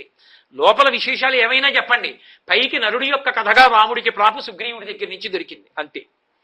వానర సైన్యం ఆయన నుండే లభించింది కాబట్టి మంచి మిత్రుడు లభించాడు. ఇవి అంత కష్టంలో ఉన్న వాడికి ఉపశాంతికారకములే అంతవరకు. కాబట్టి సూర్యనారాయణమూర్తి యొక్క అనుగ్రహం రామాయణంలోనూ మహాభారతంలోనూ కూడా ఆయన శిష్యులలో వచ్చిన వారు ఉన్నారు కాబట్టే ధర్మం నిలబడింది, అధర్మం మడిసిపోయింది. ఒకానొకప్పుడు కురుక్షేత్ర సంగ్రామం అంతా పూర్తయిపోయిన తర్వాత కృష్ణ పరమాత్మ ఆ యుద్ధం చేసినటువంటి రథాన్ని నదీ తీరానికి తీసుకెళ్లి అర్జునుడితోటి, అర్జున ఈ రథం దిగిపోయి నీ అక్షయబాణ తూణీరాల్ని రథంలో నీకున్నటువంటి సంబారాల్ని తీసుకుని దూరంగా వెళ్ళి నిలబడన్నాడు. ఏం బావా అన్నాడు. తీసుకుని వెళ్ళి నిలబడు చెప్పాను అన్నాడు. ఆయన అన్నీ తీసుకుని దూరంగా వెళ్ళి నిలబడ్డాడు. స్వామి హనుమ వంక చూశారు, కేతనం వంక. పతాకం మీద ఉన్నారు కదా స్వామి, హనుమ ఇక మీరు వెళ్ళిరండి, బయలుదేరండి అన్నారు. హనుమ పతాకం నుంచి వెళ్ళిపోయారు. వెళ్ళిపోగానే కృష్ణ పరమాత్మ రథ పగ్గాలు విడిచిపెట్టేసి ఒక్కసారి రథంలోంచి దిగ్గున దూకారు దూరంగా. దూకడం ఏమిటి, రథం భగ్గున కాలిపోయింది. కాలిపోగానే అర్జునుడు చల్లబోయాడు. బావా రథం ఎందుకు అలా భగ్గున కాలిపోయిందని అడిగాడు. అర్జున ఇది ఎప్పుడో కాలిపోయింది. భీష్మ, ద్రోణ, కర్ణ, కృపాచార్యాది వీరులు వేసినటువంటి అస్త్రముల యొక్క వేడికి రథం తగలబడిపోయింది. అది తగలబడిపోతే లోపల నువ్వున్నావు, అందుకని ఇన్నాళ్లు దాన్ని ఉంచాను. యుద్ధం అయిపోయింది, నీకు విజయం కట్టబెట్టాను, అందుకే కాలిపోవడానికి అనుమతించాను, ఆ అస్త్రముల యొక్క ప్రభావం చూడడాన్ని అనుగ్రహించాను. అంటే కర్ణుడు విడిచిపెట్టిన అస్త్రాలు అర్జునుడి రథం మీద ఎంత ప్రభావం చూపించాయో చూడండి.